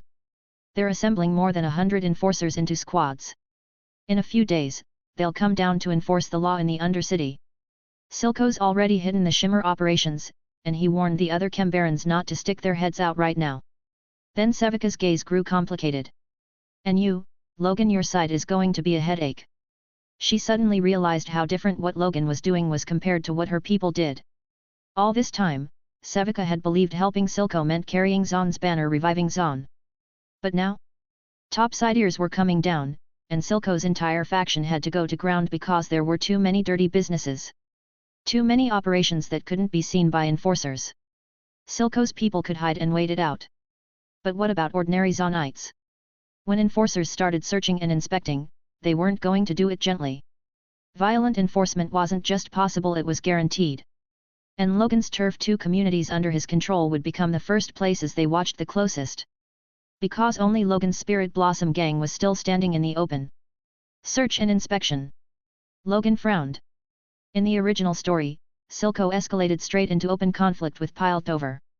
The power of Shimmer-enhanced fighters terrified the Topsiders. But now the enforcers were coming down, and Silco was choosing to hide? That wasn't right. Something had changed. Logan rubbed his chin, thinking. Then his eyes lifted and he saw Jinx. Damn it! There it was. In the original timeline, Jinx stole the Hextech gemstone and Jace's notes, and she developed Hextech weapons on her own. That was what gave Silco the confidence to go to war with the Upper City. Jinx's weapons made Silco believe he could finally put everything on the table. If the top side had it, so did they. And if the top side didn't have it, then Zaun did. But here? Silco only had Shimmer. Because the day Jinx ran away was the day Silco pushed her to make weapons, sent her spiraling, and then she met Logan. What are you staring at me for? Jinx noticed Logan looking. She was standing on a stool, sneaking snacks, head tilted in confusion, her red lips shiny with a smear of oil. I get it. Logan turned to Sevika and said, tell Silco this for me, Spirit Blossom gang isn't going to hide. All right. Sevika nodded. Then she reached out, patted Logan's shoulder, and said nothing else. She turned and left. 6, Logan said, go get Marcin and Scar for me. 6 didn't get annoyed at being ordered around. She knew this was serious. This wasn't the time to sulk. She nodded and ran out of the house. Logan's eyes narrowed slightly, and a thrill ran through him. Then let's see, if I'm right. Piltover leaning on Zaun. Maybe that wasn't a bad thing at all. Chapter 50, This is Zaun. Piltover moved faster than anyone expected. Logan could roughly guess where Silco's information came from. After all, Silco had a mountain of dirt on Sheriff Marcus saying he controlled Marcus wasn't even an exaggeration. But the exact timing of the operation, it probably wasn't that Silco refused to tell Logan. Silco was the person who least wanted Jinx to get hurt. So the only explanation was that Silco himself didn't know the enforcer's exact schedule. And that wasn't strange either. Marcus was only a sheriff. The ones issuing orders and approving operations were the counselors sitting in their towers. Silco acted quickly. Shimmer's operations vanished from the lanes almost overnight. The factories in the remote zones shut down. The Cambarans withdrew from the lanes one after another, retreating to the entresol or the promenade, waiting for this whole storm to pass. And the moment the enforcers came down into the lanes, all it took was a few questions before their attention swung toward Hope Community and Firefly Community. Most of Zaun's gangs hated the Spirit Blossom gang. The Undercity wasn't huge, but it wasn't small either, and the Spirit Blossom gang's growth and rise had happened with their boots on other people's throats. On top of that, the Cambarans would definitely shove the blame toward the Spirit Blossom gang on purpose. The bigger you got, the more eyes you drew. So that afternoon, 2 squads 24 enforcers appeared in Hope Community. Wearing respirator masks and steel helmets, fully armed, long rifles in hand, they marched in as a pack, stepping straight onto Spirit Blossom turf. Stop! The moment they entered Hope Community and saw how out of place it looked compared to the rest of Zaun, they couldn't help frowning. Sith was the squad leader for this operation. Under his helmet, his brows pinched together. He spotted a Zaunite who turned and ran the instant he saw them, and Sith immediately lifted his rifle and shouted to stop the person. Marna heard the shout and stubbornly turned around. Recently, she'd started her own stall. She no longer piled pastries onto a tray and hawked them through the streets. Now she set them out on a counter and also sold some homemade liquor on the side.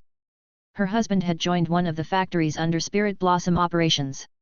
He had a proper 9-to-5 job now, out at 9, home at 5. The pay hadn't jumped much, but it wasn't as brutal as before, and the working conditions were better by far. The new boss provided respirator masks and protective suits. The old factories never had anything like that. Before, they didn't hand out antitoxin masks, hell, they wouldn't even give you a spare shirt. Life was improving bit by bit. As someone benefiting from that change, Marna naturally supported the Spirit Blossom gang. And the reason she'd run when she saw enforcers was simple: she wanted to warn the Spirit Blossom gang. Get over here! Sith barked at Marna. Don't you shout at a woman! A fish vendor named Kerr stepped out. He had a thick beard, a wide heavy build, not very tall, yet he still walked out from behind his stall, fearless. If you've got an attitude, bring it to me, you damn topsider. The locals of Hope Community watched the enforcers with cold eyes. They stopped their business one after another, stepping out from their stalls and closing in around the enforcers.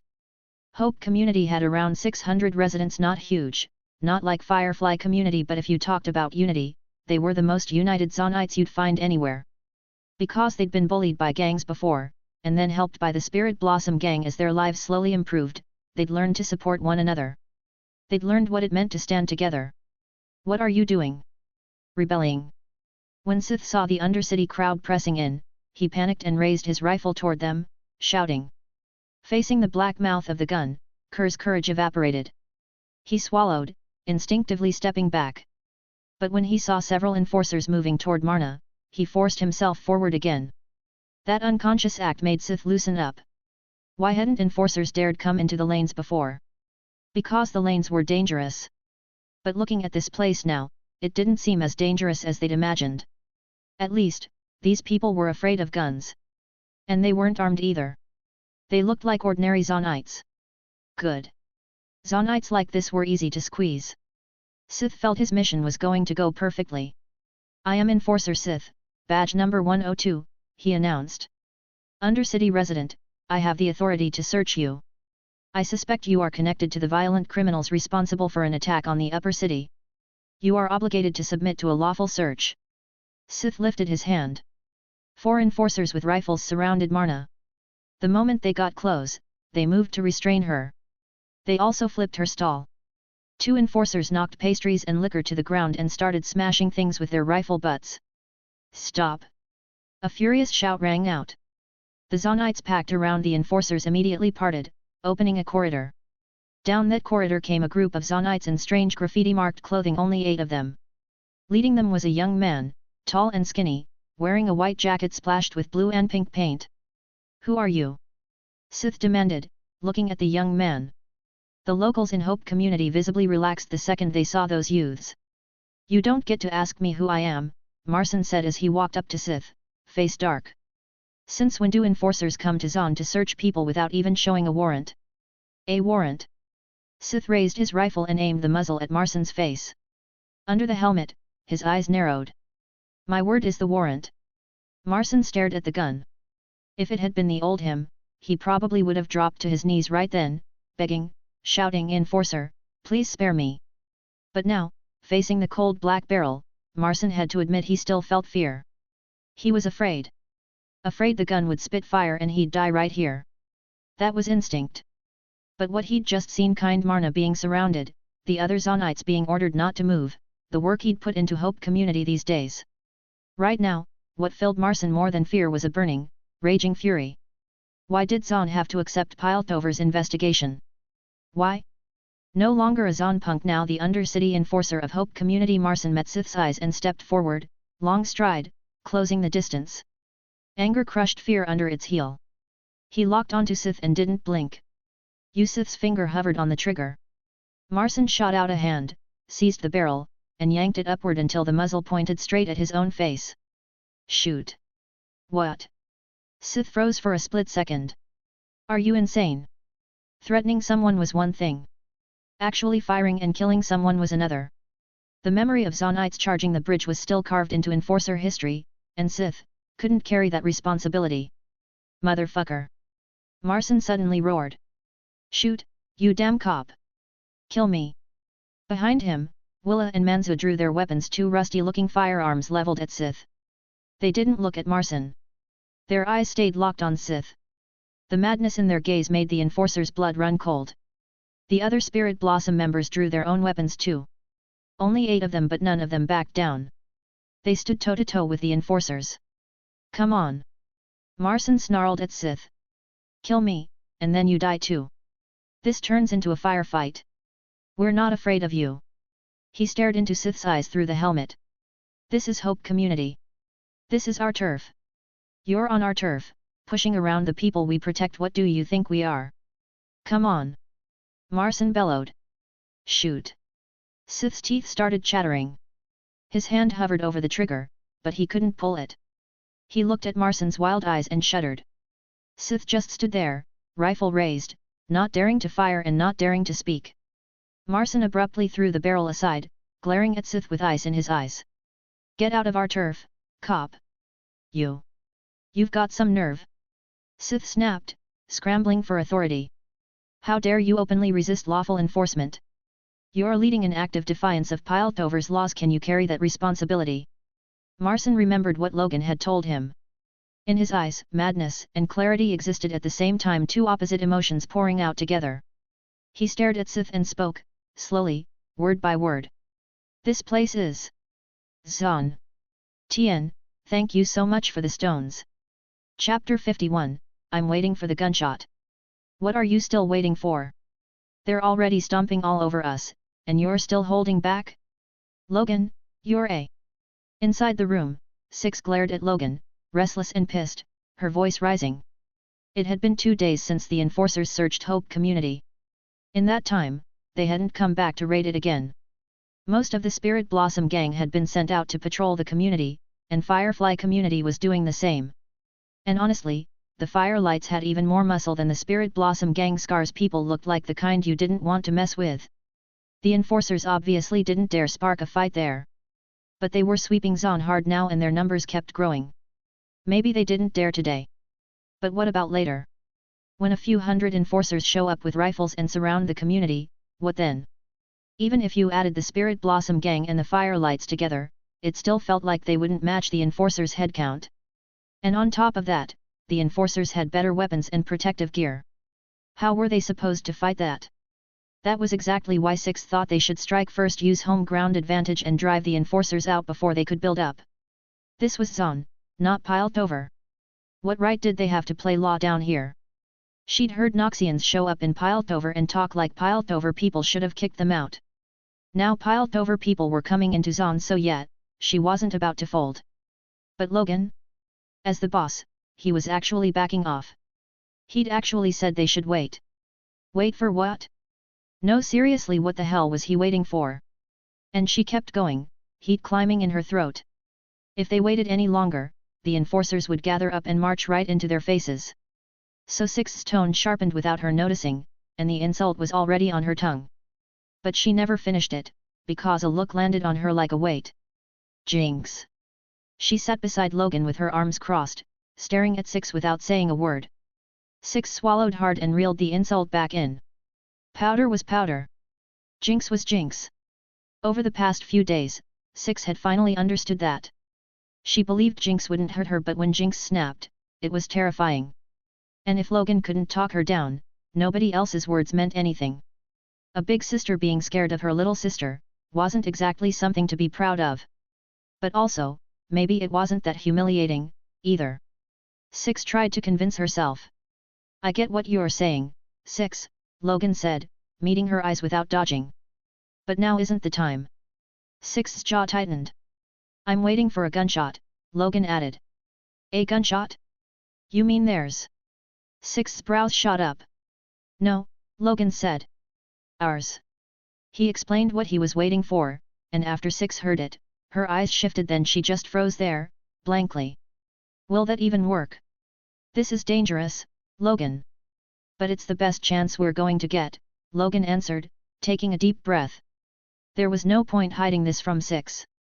She'd get angry, she'd hate it, she'd feel wronged. That was normal. Jinx had exploded yesterday too, hadn't she? She'd wrapped a whole ring of grenades around her slim waist, waved her arms, and screamed that she'd take them all with her and blow everything up. If Logan and Isha hadn't stopped her, those enforcers really would have gone in and never come back. Every last one of them would have died down in the sump. Which was probably why Six was scared of Jinx in the first place. A lunatic was genuinely terrifying. Six sucked in a breath, clenched her fist, and slammed it once, low and hard. Fine, she said grimly. I'm not exactly the brains type anyway.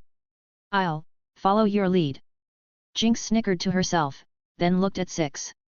You should be sitting at the same table as that blockhead. Who's the blockhead? Six snapped. Sevika, Logan said. You're telling me to sit at a table with her? I'll flip the whole table, you hear me? Six's temper flared right back up. Since when had she fallen to the same level as that traitor? Six was furious. But if Logan knew what Six was thinking right now, he'd probably mutter to himself that she was worse than Sevika. Six hesitated. She wavered. She wanted everything at once, and in the end, that kind of person got everyone to turn on them. Piled over enforcer wasn't exactly a flattering label to Logan anymore. But Sevika? Sevika wasn't a good person. She was a pure hawk, hardline to the core. But her goal was simple and unshakable, and it never changed. On that point, Six didn't measure up to Sevika. Speaking of Sevika, at that moment in the Forgan Tavern, Sevika sat on the couch in a small back room, head down as she fiddled with her mechanical arm. She bit down on a strip of bandage as she worked, and her voice came out rough and hoarse. If you don't make a move, the Spirit Blossom gang isn't getting over this hurdle. Silco sounded genuinely surprised. Since when do you say things like that? Ha! That doesn't sound like you, Sevika. Sevika didn't look up. She kept working in silence for a moment. Then she spoke. Yeah. I noticed it doesn't sound like me either. But, boss. I realized something. We're not wrong. But Logan isn't wrong either. We did all this to change Zaun so ordinary people could live better lives. But we really did hurt a lot of people along the way. Boss. I heard about Marcin yesterday, the part where that little punk mouthed off to the enforcers. Sevika finally raised her head, looking straight at Silco. And I don't know why, but I felt relieved. I watched those kids grow up. They ran with gangs, went down the wrong roads, I saw all of it. I always thought their futures would end with them face down in some filthy ditch, and I'd be the one who found them and dealt with the bodies. But today, I realized I was wrong. Boss, every Zaunite has endless possibilities. Shouldn't we trust them more? Sevika said, deadly serious. There was something she didn't dare say out loud, buried deep in her chest. That maybe, they didn't have to be so extreme. Silco fell quiet.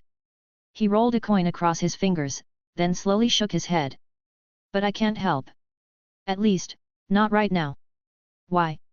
Sevika demanded. Because Logan didn't come to me, Silco replied. He's waiting. And besides, he and I are competitors, Sevika. Don't forget that. But you said it didn't matter whether you or he ended up on top, Sevika said. In the end, Zaun would be the one that benefits. Silco closed his eyes and turned his chair, spinning it once, twice, then stopping it with the sole of his foot against the floor. When he spoke again, his voice was quiet. Fine. Then tell me, didn't you notice? After the Enforcer raids, both Hope community and Firefly community got more united. Confusion flickered in Sevika's eyes. Silco continued evenly. Don't rush it, Sevika. Even if he fails, the Spirit Blossom gang won't collapse from this. Honestly. I'm even wondering if he actually wants to. Can those enforcers really stop him? Those shimmer-enhanced freaks look like toddlers in front of him. And it's not that they're weak. It's that he's too strong. Unreasonably strong. Silco opened his eyes, tossed the coin onto the table, and looked up at the graffiti on the ceiling. We'll wait too. Maybe. Zaun will have a new Vander after tomorrow. Sevika didn't understand what Silco meant, but she chose to trust him anyway. A new Vander? Sevika shook her head inside. No. Logan isn't Vander. He's better than Vander. And, also more handsome? Sevika's expression turned strange all at once. What the hell is wrong with me for thinking that? Chapter 52, The gun went off, EC. All units, assemble. On the dance step corridor, groups of enforcers flooded into Zaun. At the front, Sheriff Marcus stood with his hands clasped behind his back, helmet on, shouting as he continued. After 3 days of searching, we've successfully captured 73 criminals. 21 were sent to Piltover jail for holding. The remaining 52 were sent to Stillwater Hold. This is a major success. The Council has praised our operation, and they've sponsored new weapons. Remember, everything you enjoy right now comes from the Council's sponsorship. Without them, you wouldn't have desks, you wouldn't have snacks, and you wouldn't have paychecks. And this time, where we're going is the turf of Zaun's biggest gangs. Burn this into your heads, unless I give the order, nobody fires a shot. Yes. The enforcers roared. Marcus nodded and waved his hand. Move out. They formed up quickly. Over 100 enforcers checked their gear, then marched in orderly lines toward the sump. Zaun's sump, Hope Community. The community that used to be wide open had been ringed with barbed iron spikes. Barricades were stacked at the gate, and temporary guard booths had been set up on either side, with Spirit Blossom gang members standing watch inside. Marna and her husband brought water and food, delivering lunch to the Spirit Blossom gang members on patrol. These past few days, Zaun had gotten more and more chaotic. You couldn't see many people in the streets anymore, everyone was hiding, or just leaving the lanes altogether. Marna had even heard that dozens of Zaunites had been taken from around Brass Alley and Blackwater Street. Once they got sent to Stillwater Hold, if nothing unexpected happened, that meant at least 5 years before they'd see daylight again. Enforcers searching Zaun was turning out exactly like Zaunites had feared. Brutal law enforcement was happening everywhere, again and again. Maybe, in the enforcers' eyes, Zaunites weren't even people. In the afternoon, a squad of enforcers appeared at Hope Community's gate. Sith Malfoy was among them. Wearing a respirator helmet and holding his rifle, Sith straightened his back as he looked at the place. Tien, yup, ick. Last time, he'd been one of the few whose search mission had failed. But this time? There was no way they were failing. Over 100 enforcers with rifles, this wasn't a force some Zaun gang could handle. Against a real army, Zaun's thugs would crumble the moment they touched them. Zaunites! Open the gate! Sith stepped forward and shouted at the guard booth. Manzu frowned, staring at the black mass of enforcers. Their blue uniforms stood out like a stain in Zaun's grey haze. 100 people. One uniform. Weapons in hand. That pressure was no joke. But open the gate? What a damn joke! Manzu slammed the alarm button. The speakers hanging from the street lamps inside Hope Community blared an alarm, and in an instant, the Spirit Blossom gang members defending the community grabbed their weapons and sprinted toward the gate. At the same time, the residents of Hope Community heard it too. Are we going over there? A young man murmured at a doorway, watching the Spirit Blossom gang members running in formation.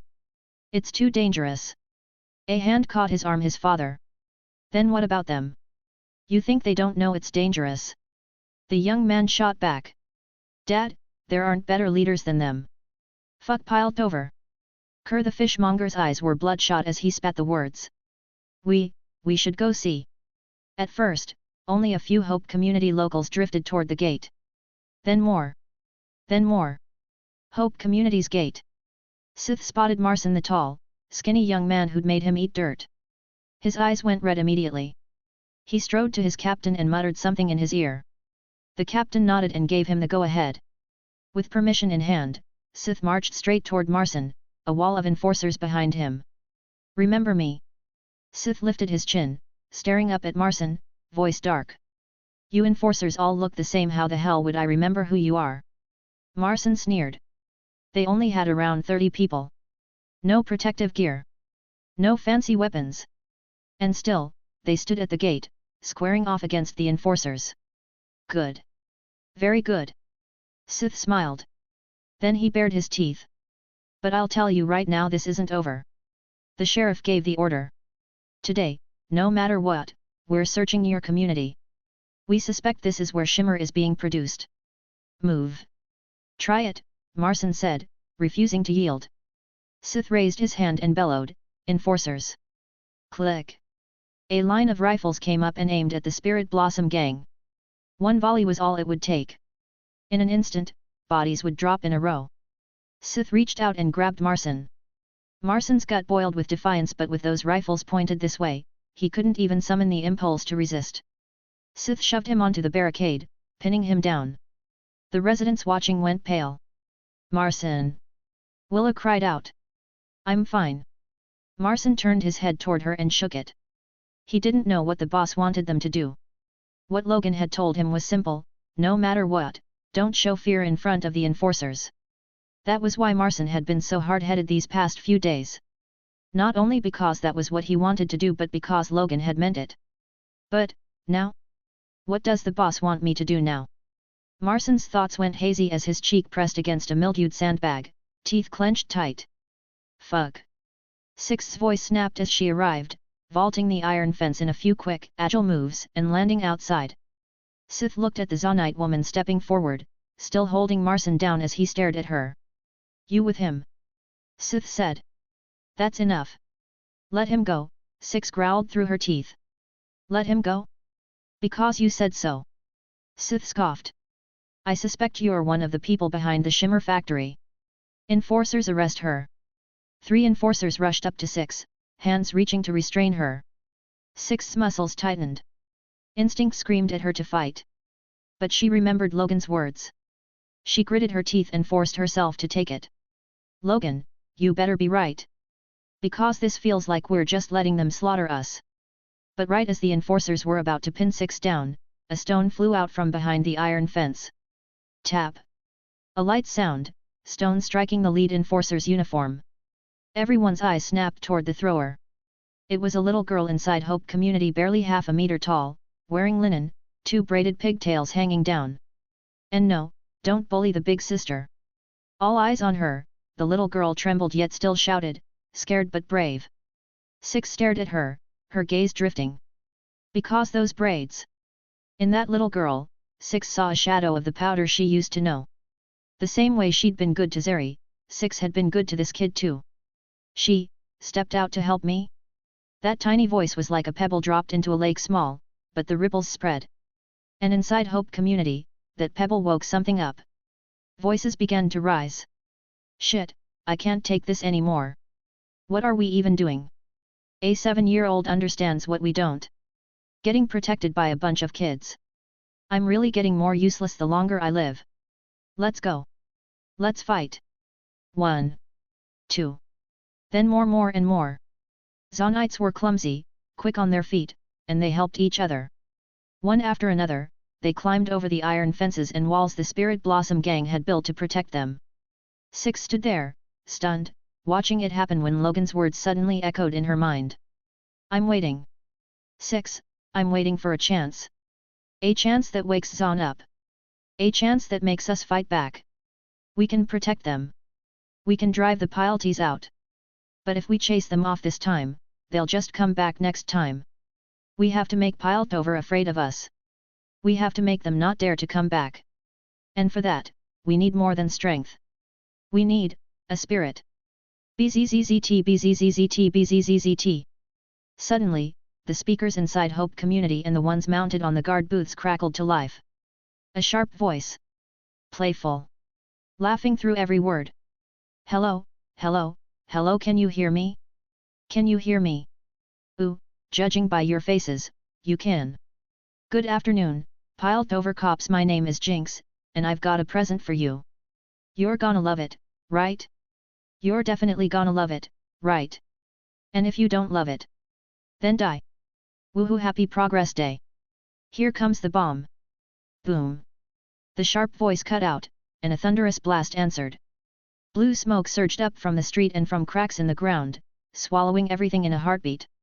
A huge smiley face bloomed in the sky over Hope Community. The whole area vanished into that blue haze. Everyone's vision was smothered. Nobody fire. An enforcer screamed. Not firing wasn't just because of the sheriff's order. With visibility gone, shooting now would hit their own people. The smoke was too thick, visibility wasn't even half a meter. Six reacted instantly. She narrowed her eyes. No filter helmet, no respirator, but she could endure it. Not just Six. Every Zaunite could. The smoke didn't make them cough or tear up, because Zaun's air had always been garbage. Zaunites were born into this. They'd lived in it their whole lives. The speakers crackled again. Time to hit back, so now, piled over cops. Welcome, to Zaun. Under the girl's piercing scream, every Zaunite moved like they'd been given the order. They charged. Kerr raised a whole fish and smashed it into the enforcer in front of him. Marna grabbed a mug and hurled it forward. And at the very front was Six, cheeks puffed, jaw clenched, eyes burning red, muscles swelling with force, her arms definition stark as she moved. Seeing the enforcers panicking, rifles up, control slipping, Six twisted her torso, held her breath, and snapped her right fist forward like a bullet. It slammed into an enforcer's face. Her knuckles punched through the helmet, straight into nose and mouth, and a sharp crack rang out. Bang! A gun went off. Chapter 53, next time, it'll be our turn to go over. Spirit Blossom Gang, move out. Up on the tower, Scar dropped down from above. As he pulled his mask over his face, he shouted the order, his boots planted on a turbine-powered board built by Ekko. Behind Scar was a group of fighters who used to belong to the Firelights, now members of the Spirit Blossom Gang stationed in Firefly community. Every one of them was battle-hardened. They'd fought Zaun's gangs more times than they could count, and in a situation like this, they all wore night vision goggles made by Ekko. Riding their boards, they dove straight into the battlefield below. The moment Scar entered the fight, his spear punched clean through an enforcer's body. Using the board's speed, the momentum ripped the enforcer off his feet and sent him flying. Scar twisted his board, then surged into the thick haze again, his spear sweeping across the enforcer's line. Six was at the very front of the resistance. Her fists were already slick with blood, and she'd even had the sense to rip an enforcer's helmet off and put it on herself, boosting her combat power by a lot. Because even if the helmet didn't have any night vision or anti-fog feature, it filtered air. The smoke Jinx had made was highly irritating. Being able to endure it was one thing, but not having to endure it was obviously better, wasn't it? Zaunites and Pileties slammed into each other under the blue haze, and the fight dragged old memories out of more than a few elders in Zaun. But this time was different. Last time, the bridge was Piltover's ground. Today, this was Zaun's. At the same time, Logan stood quietly off to the side, watching. Beside him, Isha held a monocular up to her eye, scanning here and there. Whenever she got too excited, she'd shove the monocular toward Logan. Only for Logan to shake his head. People were going to die. Not just enforcers. People from Hope community were going to die too. Logan watched the chaos below, a feeling twisting in his chest. Unlike Jinx, Logan couldn't look at a scene like this without discomfort, because it wasn't only enforcers dying. Zaunites would die as well. With that thought, Logan reached out and patted Isha on the head, warning her not to run around up here. Then Logan jumped down. If he could save one person, that was one person saved. Even if doing this meant the situation might drift away from the outcome Logan had predicted. He still couldn't do it the way Silco did, treating deaths like acceptable sacrifices and calculated numbers. They weren't units of Zaun. They were living people. Night, the Forgan Tavern. Downstairs, Silco's people were drinking and celebrating. The enforcers moving into the sump wasn't going to cause problems for Silco, because Marcus would handle those little headaches for him. So not only had Silco's people not left the sump, they'd gathered together instead, hidden away. When a black-haired young man walked into the bar wearing a strange hat, every one of them stood up at once. Their eyes flashed with a kind of feverish excitement as they looked at him. Sevika was there too, and nobody knew who started clapping first, but the scattered applause quickly became unified, until the entire tavern was ringing with it. "What's this?" Logan asked, startled, looking at Sevika. Sevika lifted her chin. A rare smile tugged at her usually grim face as she raised her glass. "To Zaun," she said, "and to the great hero who won us a victory." "To Zaun. Well done, Logan. You actually drove the enforcers back, unbelievable." With Sevika leading, everyone in the tavern raised their drinks to Logan. A tall, skinny man in a punk-style jacket poured a cup and walked right up to Logan. "Here," he said, smiling as he offered it. "Today was one hell of a sight. Made us damn happy." Logan took the drink, raised it to the room in acknowledgement, and downed it in one go. Sevika waved a hand to quiet the noise, then looked at Logan. "Boss is waiting for you upstairs. Go on." "Yeah." Logan nodded. Logan climbed to the second floor and pushed the door open. Soft music drifted through the room.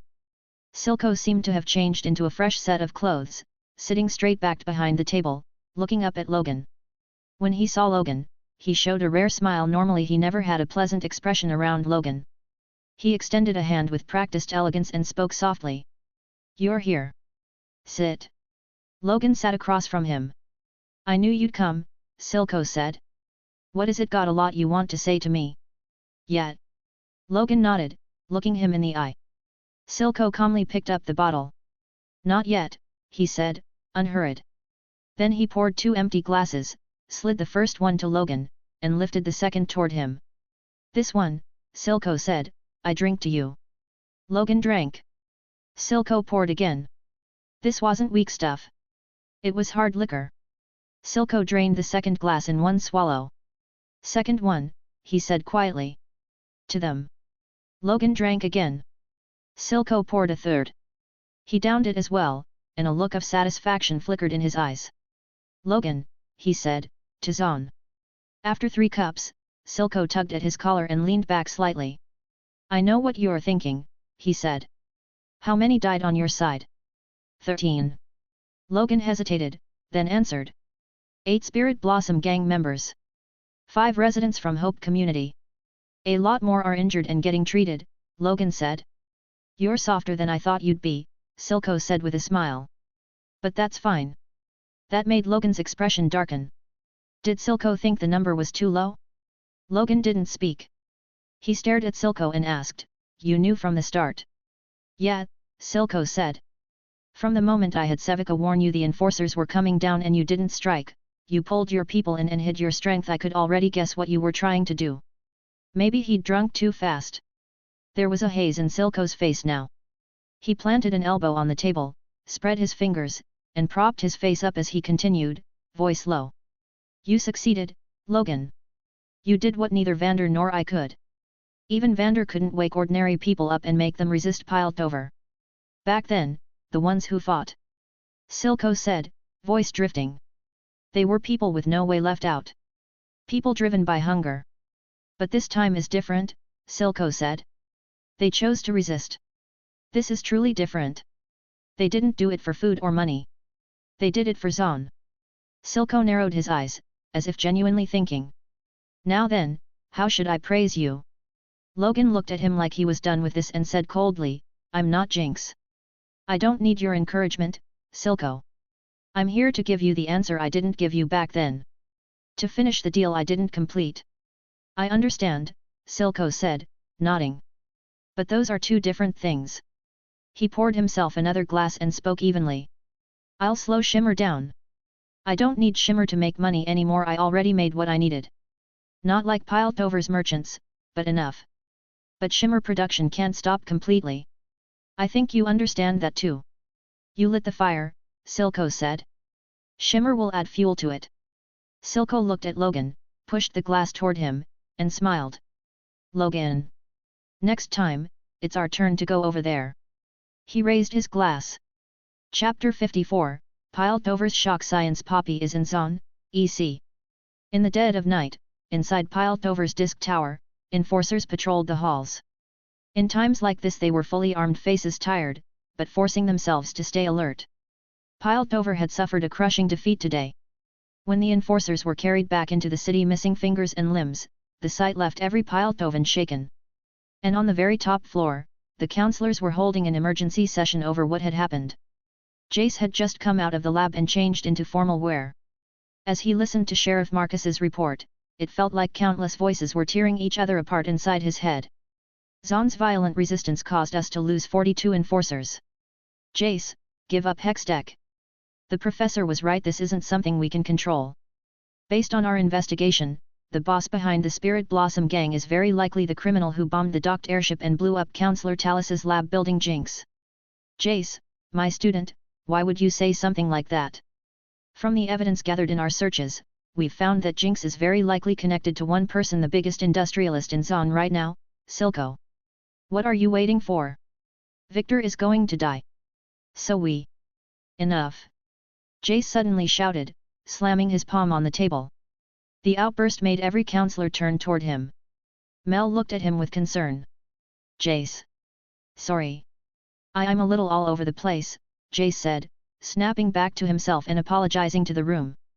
The counselors nodded. Jace drew a deep breath, closed his eyes, and let it out slowly. When he opened them again, his voice was low and hard. Marcus. I want to know, was your failure all because of Jinx? That terrorist who stole the Hextech gemstone, killed enforcers, and carried out attacks.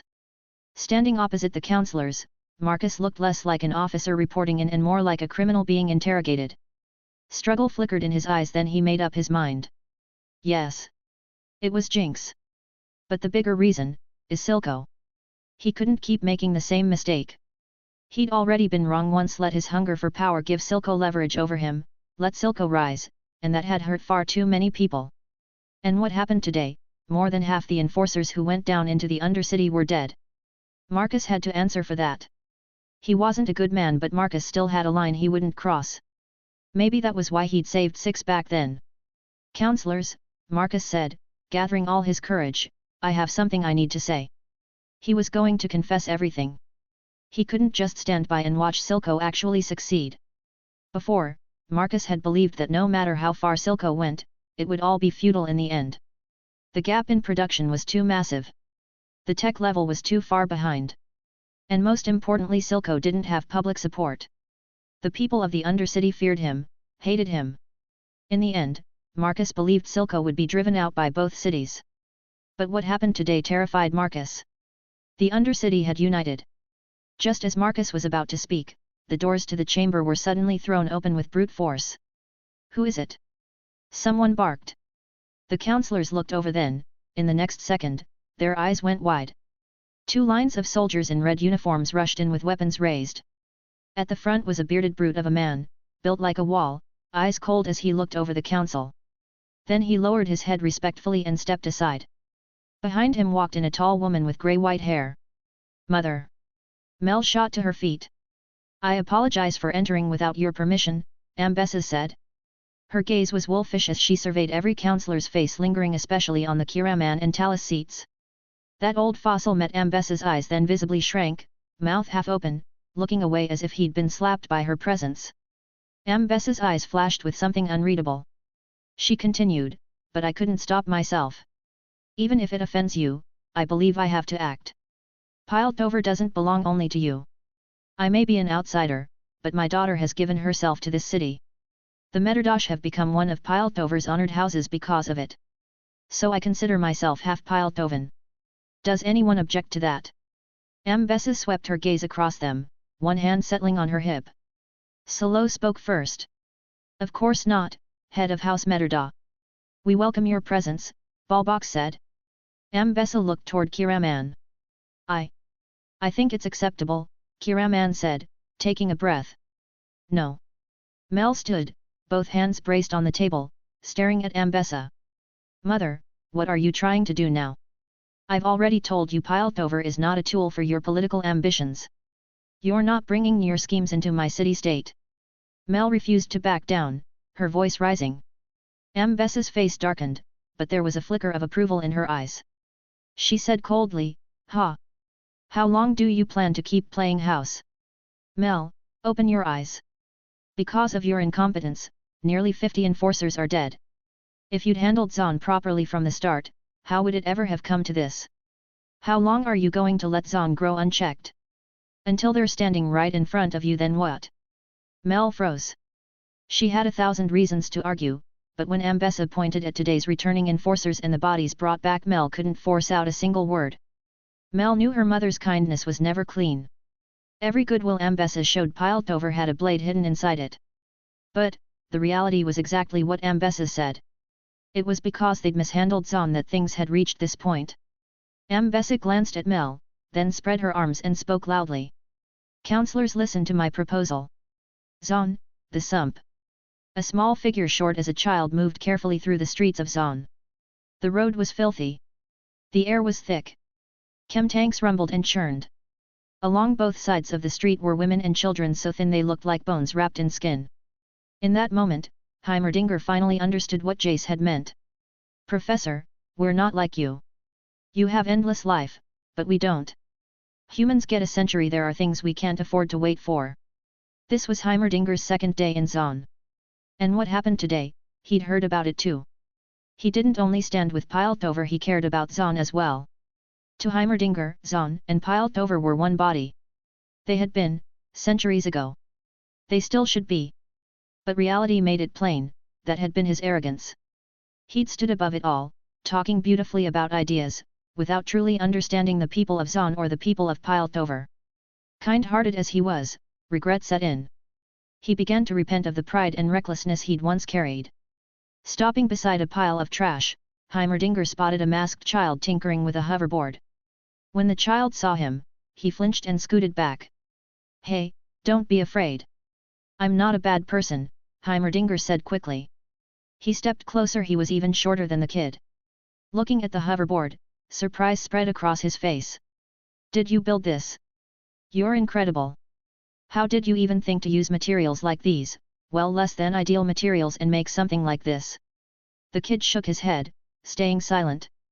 Heimerdinger looked a little deflated, but then he remembered what he'd seen on his way here, and he understood why the child was wary. So he pulled off his hood, revealing a fluffy, adorable face, and said gently, "Can you show me?" "Why you?" The child stared at Heimerdinger's face, startled, then immediately handed the hoverboard over. He'd seen that face on Progress Day last year printed on the free cups they handed out. Let me take a look," Heimerdinger murmured. "Let's see if I can help you fix it." He sat down on the ground and got to work. A few minutes later, Heimerdinger frowned. The craftsmanship was rough, but the idea was clever, so clever it couldn't be solved instantly. For Heimerdinger it wasn't difficult, not really, but he didn't have tools on him. He couldn't take the board apart properly, and that made it a hassle. And then a voice spoke from behind them. "That's not how you do it. Your approach is wrong. You should split it from the middle. Things made in Zaun don't need tools to take apart, because a lot of the time, we don't have tools at all." The masked child in front of Heimerdinger bolted, ran behind him, and hugged the newcomer's leg. Heimerdinger turned. White hair. Dark skin. A teenage boy. The boy looked at him and said, flatly, "Pilty." Then he added, "That hoverboard is mine." Chapter 55, She's Zaun's greatest genius. Ekko sat down beside Heimerdinger and held out his hand. Heimerdinger hurriedly passed the hoverboard to the boy in front of him. "Did you make this?" Heimerdinger asked, curiosity written all over his face as he watched Ekko pick the board up and confidently smack it a couple of times like he already knew it inside out. Heimerdinger was standing, but he was about the same height as Ekko sitting down. Big eyes. Fluffy face. Weirdly adorable. Even though Heimerdinger looked like a tiny old man, among Yordles his age actually wasn't that old. The reason he looked like this was because of a Yordle's strange adaptive nature. Every Yordle blends into their surroundings, shifting into an appearance that the environment finds likable and welcoming. So that big-headed little old man look? It actually made him younger than purple-skinned Garlic Poppy, Classic Poppy, and Scout Poppy. A big part of why he ended up like this was because Piltover respected scholars and wisdom. Hearing Heimerdinger's question, Ekko gave him a quick look, then said, "Listen. Zaunites aren't like you Pilties. We don't care about user experience at all. When we build something, that whole smooth transition from A to B thing. That's not our problem. So we ditch A right away and go straight to B, start from practicality, and throw out looks, convenience, portability, all of it." As he spoke, Ekko pulled a screwdriver from behind him and clenched it between his teeth, dropping his head to start working on the hoverboard. Heimerdinger watched Ekko's hands move, and the longer he watched, the more captivated he became. Admiration filled his eyes. "You're a genius," Heimerdinger said. "Yeah." Ekko thought for a second, then answered casually, "Well, there's someone in Zaun even more of a genius than me." Of course, the person Ekko meant was Jinx. When it came to hands-on building, Jinx was even better than Ekko. Just look at the weapons she'd made. But Ekko was also being modest. Because maybe he couldn't match Jinx in weapons development, but when it came to pushing boundaries, breaking new ground, Ekko outclassed her by quite a bit. Of course, if you wanted to talk about pure creativity, that was a different story. Jinx built things purely based on what she liked. She never considered the user, only whether she personally enjoyed it. And because of that, when it came to creativity, Jinx could always produce the weirdest, most unexpected stuff. Heimerdinger didn't believe him. "You're already almost on par with my 2 students. And there's someone even better than you? That's impossible. Are you saying this person is more talented than Jace and Victor? Heimerdinger didn't buy it. At the name Jace, Ekko's eyes shifted slightly. He kept repairing the board as he spoke. What does it matter whether you believe it? By the way, Ekko added, I'm curious. Someone as important as you, how did you end up in Zaun? Heimerdinger froze, twisting his hands together in front of his chest, voice small. I got kicked out. Who could kick you out? Ekko frowned. The father of Piltover, the creator of Piltover Academy, the witness to this city-state. Someone like you gets kicked out? Who has that kind of authority? Heimerdinger hesitated. I made a mistake. I get it, Ekko said with a grin. Another counselor nominated it, then they voted and removed you, right? He passed the repaired hoverboard back to the masked kid beside him, patted his own thigh, stood up, and looked at Heimerdinger. Want to come with me? Where? Heimerdinger asked. To meet that genius I mentioned, Ekko said. She's the most brilliant genius in Zaun. Heimerdinger had been feeling a little down after what Ekko said earlier, but the moment he heard there was a genius to meet, he nodded immediately. He loved science. And he loved talent even more. Spirit Blossom Gang. Heimerdinger followed behind Ekko, small and fluffy and impossible to miss. Just like every Piltovan knew who Heimerdinger was, every Zaunite knew him too. This was a figure who'd existed since Piltover was founded, a counselor for centuries, a status higher than anyone in history. Father of Piltover wasn't a title you could just slap on somebody. So Spirit Blossom Gang members stared at the fluffy little figure trailing behind Ekko. Why is he here? He's a Piltie, he's even a counselor. Are we kicking him out? Professor Heimerdinger isn't like other Pilties. He's a pure scholar. We should respect him. Enough yapping. Ekko brought him here, so he's obviously introducing him to the boss. We'll see what the boss says. Yeah. Listen to the boss. They murmured among themselves as Heimerdinger followed Ekko into the largest room in the base. This place. Heimerdinger began. Yeah, Ekko said, glancing down at him. That first Piltover defeat? That was because of us. I'm Spirit Blossom Gang too. Then Ekko tilted his head. What are you scared to keep walking with me now? No, Heimerdinger said quickly, shaking his head. I've already been expelled from the council. And I want to see just how incredible this genius of yours really is. Then, following Ekko, Heimerdinger finally saw the genius Ekko was talking about. A blue-haired girl.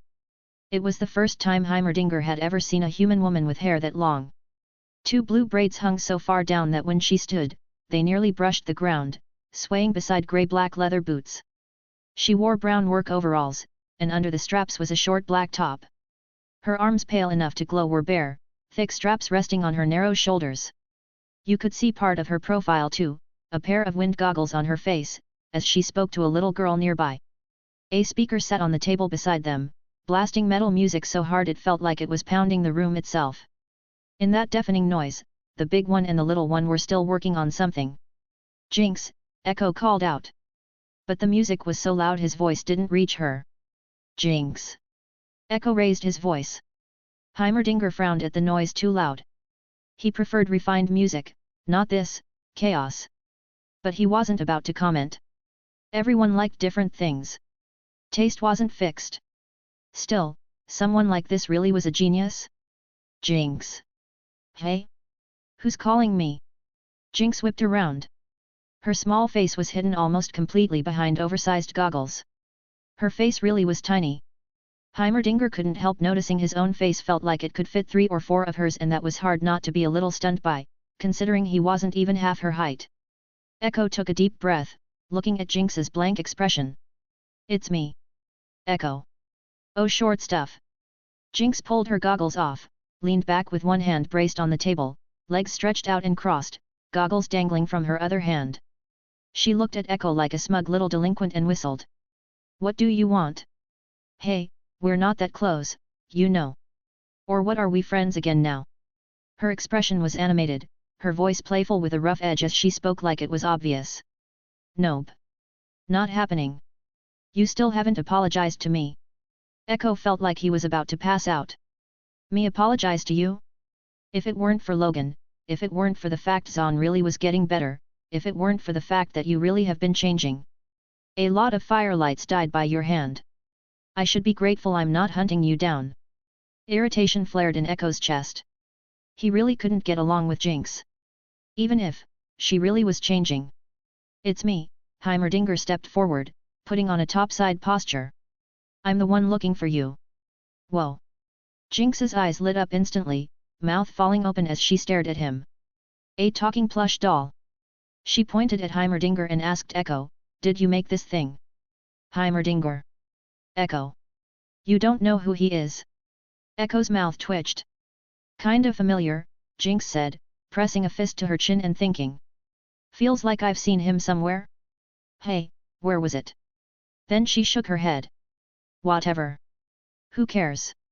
So why are you looking for me? I just met Ekko, Heimerdinger said. Ekko is a genius. The hoverboard he made shocked me. And? He said Zaun has someone even more brilliant than him. And? Jinx blinked. What does that have to do with me? Heimerdinger walked closer, looked up at her, and said clearly, that person is you. Your name is Jinx, yes? You're the most brilliant genius in Zaun. The instant Jinx heard that, she bent down and lunged forward, hugging Heimerdinger and lifting him right off the ground. She buried her face against his huge fluffy head and shouted happily, yes, yes, yes. That's me. Logan said I'm the best in Zaun too. Fluffy, you talk so nice. Chapter 56, I'm starting to hate furry things. When Logan got the message that Big Head had arrived, he rushed home, excited only to walk in on a scene like this. Little Isha was blocking Ekko, refusing to let him go any closer, and it wasn't clear what she was even trying to do. Meanwhile, Academician Poppy was sitting with Jinx in the courtyard, the two of them leaning toward a glass dome and discussing something. Mostly Jinx chattered away while Heimerdinger nodded, then responded. Sorry I'm late. Logan pressed down on the brim of his hat. After sprinting all the way back, his cat ear hat had nearly flown off several times. He'd just been at Silco's bar drinking with Silco. Silco had a ridiculous stash of good liquor stuff you couldn't buy in Zaun even if you had money, the kind that needed special channels. And Silco just happened to have far too many of those channels. Logan, of course, wasn't going to feel bad for him. He drank like it was free. And it wasn't just drinking. Logan had also talked over something big with Silco, something big enough to change Zaun's current situation. These past few days, Zaun had calmed down again. The Chem-Barons had returned too, but while they were gone for those 2 days, it wasn't like Logan had been sitting on his hands. The Spirit Blossom gang had been recruiting in other communities. As long as someone genuinely wanted in, Logan was willing to bring them into the Hope community and the Firefly community. Of course, plenty of people didn't follow rules. But Zaun was full of people who didn't follow rules. That was something you changed little by little. First you got people together, everything else could come later. Because of that, Hope community now had around 800 residents. Firefly community had even more. It used to be a Chem-Baron's turf, so it was larger than Hope community and the location was better. Its population had already passed 1500, making it a large community. How many people lived in the lanes year-round anyway?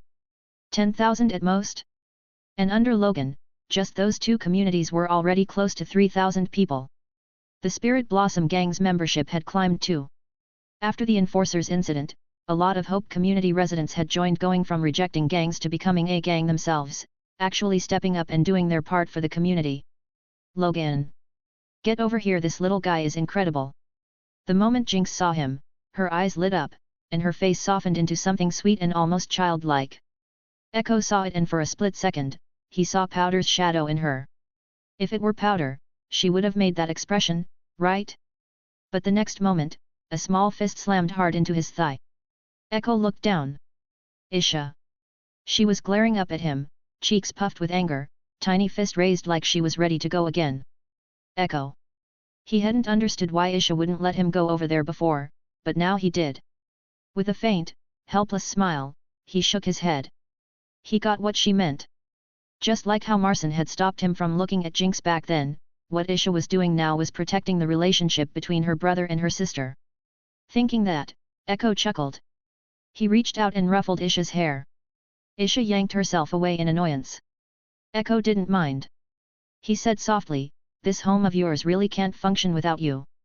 Isha froze, staring at him, and suddenly realized this dark-skinned guy wasn't quite as annoying as she'd thought. Relax. I'm not going to do anything, not just because I wouldn't, but because I don't have the right anymore. Ekko crossed his arms, calm. Joining the Spirit Blossom gang and letting go of old hatred, that was the biggest thing he could do now. Professor Heimerdinger, hello. I'm Logan. I'm really glad you came to Zaun. Logan walked over to Jinx and sat down beside her, looking at Heimerdinger as he spoke. Jinx immediately wrapped both arms around Logan's, clinging to him as she started excitedly recounting what had just happened. She told him all the ideas Heimerdinger had been teaching her. Logan, of course, didn't understand a single one. Seeing that, Heimerdinger looked at Logan and said, "You didn't understand? It's very simple. Everyone here understood it except you." Logan opened his mouth, then turned to Isha. "Isha, you understood too?" "Yeah." Isha nodded vigorously. "Damn. So if you looked at it that way, in this whole room, I really was the dumbest one." Heimerdinger was obviously the smartest. Then came Jinx and Ekko. And Isha, she was smart too. She was the kind of little genius who could take apart weapons Jinx built and then modify them into something new. Her talent was terrifying. "Sorry you had to see that," Logan said. "That's strange." Heimerdinger tilted his head. "From what they said, you're their leader. But you truly don't understand science at all? Then how do you get them to listen to you?" "Professor, in Zaun, everyone has their own craft. Knowledge isn't what I'm best at," Logan answered. Logan's impression of Heimerdinger was that he was a simple, straightforward, kind yordle. You could tell even from the show, Big Head was pure in a way that made him incapable of playing politics. At the concert, the other counselors couldn't sit still, all thinking their own thoughts, but he'd be genuinely delighted by the music, bouncing, dancing, ears twitching with joy. And that was exactly why, even with his status, he could still be voted out. After he was removed, he didn't think about revenge. He looked for what he'd done wrong, then went to Zaun to see the problems Jace had mentioned. For someone like that, even if he spoke bluntly, Logan wouldn't get angry. Heimerdinger was an elder worth respecting. Like Mel, he didn't want war between the two cities, and he didn't hate Zaun no matter how much people called him the father of Piltover. But Logan not being angry didn't mean no one was angry. "Enough, Fuzzy." Jinx suddenly raised her voice. Still hugging Logan's arm, she stared at Heimerdinger, her expression darkening. "I'm starting to hate fuzzies. You can get out with Ekko. You're not welcome here." "Why?" Heimerdinger blinked, stunned. He had no idea why she'd suddenly gotten mad. They'd been talking fine just a moment ago. And Jinx's talent had made him genuinely excited. He'd even started thinking about taking her on as a student. "Leave? How could that be allowed?" Logan laughed and patted Jinx's hand, amused. Beside them, Ekko stepped forward too, his voice low and firm. "Professor. Apologize. Apologize to Logan. You don't even know what he's done for this city for us." Ekko's tone was serious. As a member of the Spirit Blossom gang, as Logan's man, he had to stand up for him.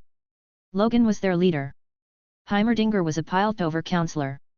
Even if Ekko could tell Heimerdinger was genuinely innocent, maybe he didn't mean harm and just spoke without thinking, that still wasn't acceptable. Their leader gets looked down on by a Piltover counselor, and the people under him just stand there and watch? What the hell is that? Besides, Zaun being like this actually changing, little by little Ekko knew exactly who that was because of.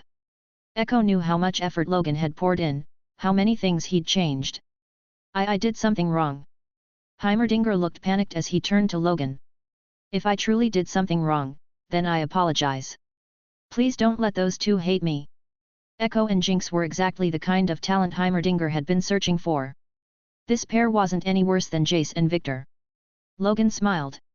"You don't need to apologize to me, Professor. But if you really do feel sorry, then there's something I need your help with." Heimerdinger puffed out his chest, his sharp voice ringing out. "Tell me. If it's something I can do, I'll help." "It's this." Logan pointed at the glass dome in front of Heimerdinger. "Professor, this device you and my Jinx were just working on, it can change Zaun's future. I want you to help her refine it. Help us change Zaun." Inside the dome, vivid green vines and pale white mist were clearly visible. It was an air purification device Jinx and Ekko had been developing together. But it was still the same problem, the energy consumption was too high, and the filters wore out far too fast. If you used it on a large scale, even Silco's money wouldn't hold out. This. Heimerdinger hesitated, then spoke carefully. With all due respect, it's an excellent invention. It can purify the air and improve your ecology. He shook his head and continued, but if you don't solve the root cause, then installing more of these won't matter. As soon as he finished, guilt showed on his face, and he added awkwardly, that's, sorry. He was simple, but he was very smart. Zaun's environment had become what it was because of piled-over wastewater, toxins, all of it dumped down through the pipes. The root cause was piled over. That part doesn't need you to worry about, Logan said with a smile. I'll solve it at the root. He reached up, took off his cat ear hat, and gently placed it on Jinx's head. From the moment Logan had said my Jinx, Jinx had been grinning so hard she couldn't close her mouth. Her bright blue eyes curved into crescent moons. She clung to Logan's arm like her life depended on it, pressing herself into him so tightly it was like she wanted to melt into his body. Staring up at his face, she looked like she had the sudden urge to bite him. And Logan, calm as ever, spoke to Heimerdinger with the most matter-of-fact tone in the world. Starting tomorrow, Piltover won't be able to send wastewater into Zaun anymore. His voice was steady, but it carried a force that made people believe him. Unseen, the power Ari had granted Logan stirred his charm maxed out in that instant. Even Heimerdinger, a Yordle with natural resistance to magic, froze for a moment, eyes going unfocused like little heart shapes were about to pop into them. Ow! Jinx couldn't hold back anymore.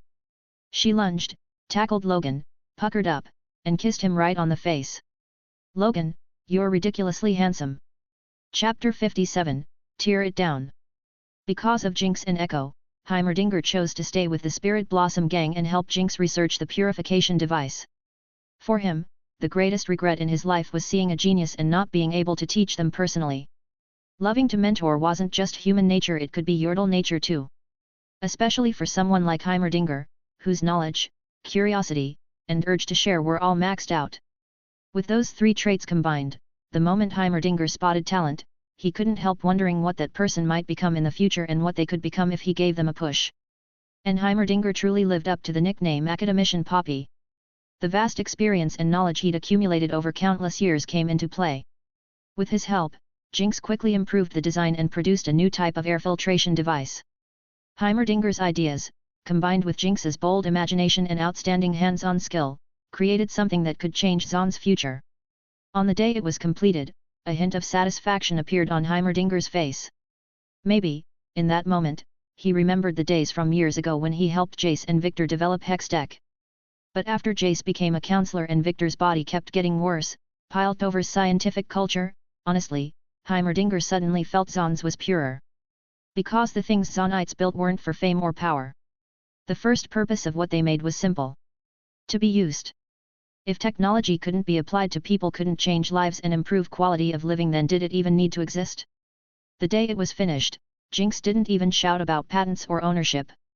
She just jumped around with a wrench in her hand, yelling that she'd finally succeeded, that she hadn't let Logan and Silco down. Back to the machine. This brand new air purification unit stood nearly 4 meters tall, shaped like an oval. Its shell was cast from steel purchased from Piltover. Around the middle were several fist-sized holes that served as channels for the purified air to flow out. At the base were 3 layers. The bottom layer was a super powerful suction unit built by Ekko. The second layer was a filtration system that made use of a Hextech gemstone. The third layer was a secondary filtration stage made from various materials. At the top was where the shimmer fuel was loaded. This machine didn't run on electricity. It relied on the energy produced by burning shimmer, using that output to drive Hextech's arcane power and keep the system running. Logan still remembered when Heimerdinger first proposed the idea. Ekko was the first to refuse in horror. Just listen to it, shimmer plus Hextech. Damn it, if you actually build that, is it really not going to explode? No, Ekko had been studying shimmer lately too. He knew exactly how destructive it could be. Shimmer was an incredible power source. Once it burned and boiled, the energy it produced was shocking, the temperature even higher than molten fire. But the problem was, shimmer was flammable and explosive. And what about Hextech gemstones? Jinx and Ekko understood Hextech gemstones far too well. One of the reasons powder became Jinx in the first place was because of those things. At the end of the day, Hextech gemstones were also the kind of thing that would blow up the moment you looked at them wrong. Even after repeated refinement into finished gemstones, they still retained that trait under heavy pressure, they could explode. Magic was just too unstable. And that was the truth. Shimmer plus Hextech gemstones without Heimerdinger's principles and knowledge. If Jinx and Ekko tried to do it alone, it wasn't impossible they'd blow themselves up during research. But once Heimerdinger stepped in, explosions still happened but the range was limited, and the shockwaves weren't severe. Heimerdinger knew how to control Hextech gemstones, how to reduce and redirect the force of their explosions. Even so, there was a stretch of time when Jinx was walking around with a little face completely blackened. The dust from the blasts would coat her entire face, making her look pitiful like a little miner girl shoved into a coal tunnel by some cold-blooded, heartless capitalist. But the result was good in the end, because Shimmer and Hextech really did fuse together. The proud technology the upper and lower cities relied on to survive, to grow stronger, Zaun had merged it into one. Morning in Zaun. Spirit Blossom Community. Logan watched as a group of people set the air purification unit onto a newly built structure, a raised platform surrounded by railings. Professor, I broke my word. Watching the device get hoisted into place, seeing the Spirit Blossom gang members crane their necks excitedly and chatter about it, Logan smiled as he spoke. Heimerdinger, standing beside him in a faded grey cloth outfit, shook his head and looked up. Plans never keep up with reality, kid. At least you've shown me your nerve. Ekko was right. You really are a qualified leader. Please allow me to apologize again for how I spoke the first time we met. Heimerdinger placed a small hand over his chest and performed a formal gesture. You're being too serious. Logan immediately replied. Heimerdinger didn't say anything else, but he didn't think he was overdoing it. Jace's words and the Logan in front of him made Heimerdinger understand what kind of person he used to be. People who stand high above and talk about the future are never equal to those who take real action. Logan was someone who kept doing real work. Just then, a hoarse voice sounded from behind. Looks like my timing's perfect. Logan turned. It was Silco. A group followed behind him. Silco was dressed in formal wear, holding a gold inlaid cane as he walked in step by step. Beside him were several Spirit Blossom gang members. Six was among them too, wearing a sour expression, really sour, the kind that looked like she could bite someone. Silco stared at the machine. The emotion in his eyes was hard to describe. He opened his mouth, then closed it again. When he reached Logan and watched for a few minutes, he finally said, Logan, that machine. Will it really work? Even if you don't believe me, you should believe Jinx. And besides, don't I have this one here with me? Logan raised an eyebrow at Silco. Silco always liked to assume the worst, but that wasn't strange. He understood better than anyone that the greater the hope, the greater the disappointment. He wanted this machine to work more than anyone, and he feared it wouldn't work more than anyone. Silco looked at Heimerdinger, smiled, and gave a small bow. I'm glad to meet you in Zaun, Professor Heimerdinger. Heimerdinger didn't know Silco, but the polite little Yordle returned the gesture and then, stroking his mustache, said, I'm glad to meet you too, kid. That one word kid hit Silco so hard he short-circuited. He forced an awkward chuckle, not sure what to say. Given Heimerdinger's age, calling him kid wasn't wrong. Everyone knew Heimerdinger was at least several centuries old. In front of him, Silco really was a kid. Logan. Are you truly ready? Silco moved his gaze off the machine and onto Logan, continuing evenly. This is the third time I'm asking you. It's also your last chance. Of course, Silco. My manpower alone isn't enough. Your people have to be used too. Rebuilding the pipelines and sealing every single pipe, this is a massive project. Logan answered. Besides, plenty of people already know you and I are connected, don't they? If I don't admit it and you don't say it outright, they can spend their whole lives guessing. Guessing isn't proof. Silco said. He handed the cane to Sevika and took off his coat. His crimson eye fixed on Logan as he continued. But once we do this, we're truly on the same boat. And the reputation you worked so hard to build will take a hit because of it. And you think, when the time comes, will I be listening to you, or will you be listening to me? Logan looked up and fell silent. He understood what Silco meant. Logan didn't play politics, but he wasn't stupid. If they did this, all of Zaun know, piled over to both cities would know Logan and Silco were tied together. The public image Logan had built by standing against Silco's tyranny along with the reputation he'd gained would be shaken. A spirit blossom gang that opposed gangsters, only to end up working with Zaun's biggest crime boss? And Silco's hope had always been that he stayed in the shadows while Logan stood in the light using the classic good cop/bad cop routine to slowly make Zaun better. In the end, Zaun wouldn't need him anymore, and he would disappear. But if Logan did this now, what the future looked like after that, even Silco couldn't predict. Silco stared at Logan and then he heard Logan speak. "But uncle, don't you think the wind can blow all the haze away? It's time Zaun finally had a clear, bright day." Silco froze, his hand clenching into a fist, nails digging into flesh. A clear, bright day. Zaun's clear, bright day? The black-haired boy bared white teeth in a grin, turned his back to Silco, and faced all the Spirit Blossom gang members. His smile was bright as sunlight as he raised his hand. Logan looked at the Spirit Blossom gang members watching him, raised his arm, and roared. "Demolish!" Chapter 58, Come on up, fellow Zaunite. With Logan giving the order, Silco didn't hesitate anymore either. He had Sevika notify everyone to get moving. "Everyone today, the lanes are going to be lively." "No, that's not quite right. It won't just be the sump. The entresol is going to be lively too. Because a lot of the wastewater pipe work has to start from the entresol. So really, it's all of Zaun that's going to be lively today." On the promenade, Gordon sat slumped in a park, looking like his soul had been scraped out of him. Fucking Piltovans! He spit the curse under his breath, face full of defeat. He'd been fired. Because of the Enforcer incident not long ago, Piltover tightened control, and every Zaunite apprentice still in Piltover was expelled, kicked straight out of the city. Like hell Piltover would even exist without Zaun. Gordon lifted the bottle beside him and took a huge swig, but once the liquor hit his stomach, he didn't feel any lighter at all. What was he supposed to do? Piltovans loved to say the city only became what it was because of Zaun's blood and sweat laborers, but what did they really think? Gordon knew. Gordon understood exactly what they thought. Those bastard Piltovans never treated them like people. In their eyes, Zaun was where losers ended up. Where idiots lived. A city for fools who couldn't climb Piltover's shining golden tower, so they got left behind. And now Gordon had become one of those fools too. But here was the strange part. He hated the Piltovans for kicking him out and withholding his pay, but he didn't hate Zaun for fighting back. The night he heard Zaun had killed nearly 50 enforcers and won a victory, Gordon was so happy he dragged a few other Zaunites out and drank himself stupid in celebration. Zaun won? Zaun actually won? Sure, getting fired made him furious, but watching Piltover eat dirt still made him feel amazing. So yet, he was complicated.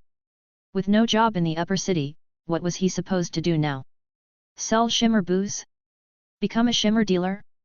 No, he'd heard from co-workers that shimmer had been brought under control lately, hard to get your hands on. And Zaun had a new group now, the Spirit Blossom Gang, that had cracked down on the lanes gangs and even built harmonious communities. So, if he went to one of those communities, could he find work there? Bottle in hand, Gordon walked along the promenade.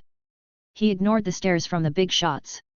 He treated everyone else's looks like they didn't exist and kept moving forward, step by step, until he saw the Shrieker. Then the big shot's eyes vanished. Hat! Like they'd dare come to Zaun now. They were scared shitless. Gordon couldn't help laughing. That was Piltover for you hypocrites who only dared bully the weak, and the second they got punched back, they curled up into a ball.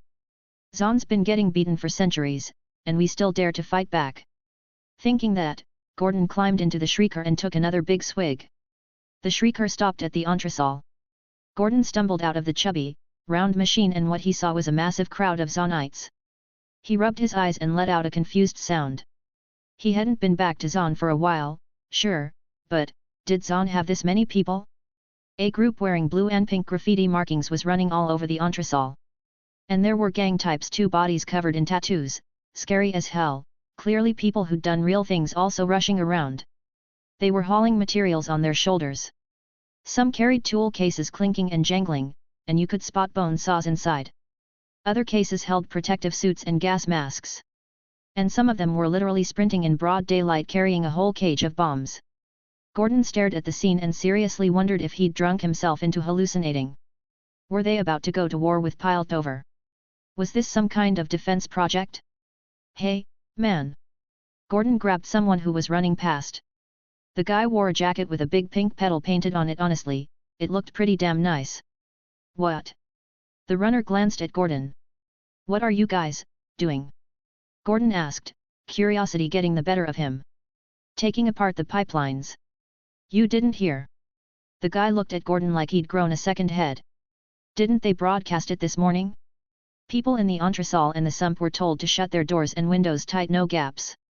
I just came down from Piltover, Gordon said. The guy froze, then immediately nodded. Yeah, that explains it. Anyway, brother, this is a good thing. He flashed Gordon a huge grin, friendly as can be, and patted him hard on the shoulder. Starting today, Piltover won't be pushing us around anymore. You won't need to go up to Piltover again. I can't really explain it all, I've got stuff to do.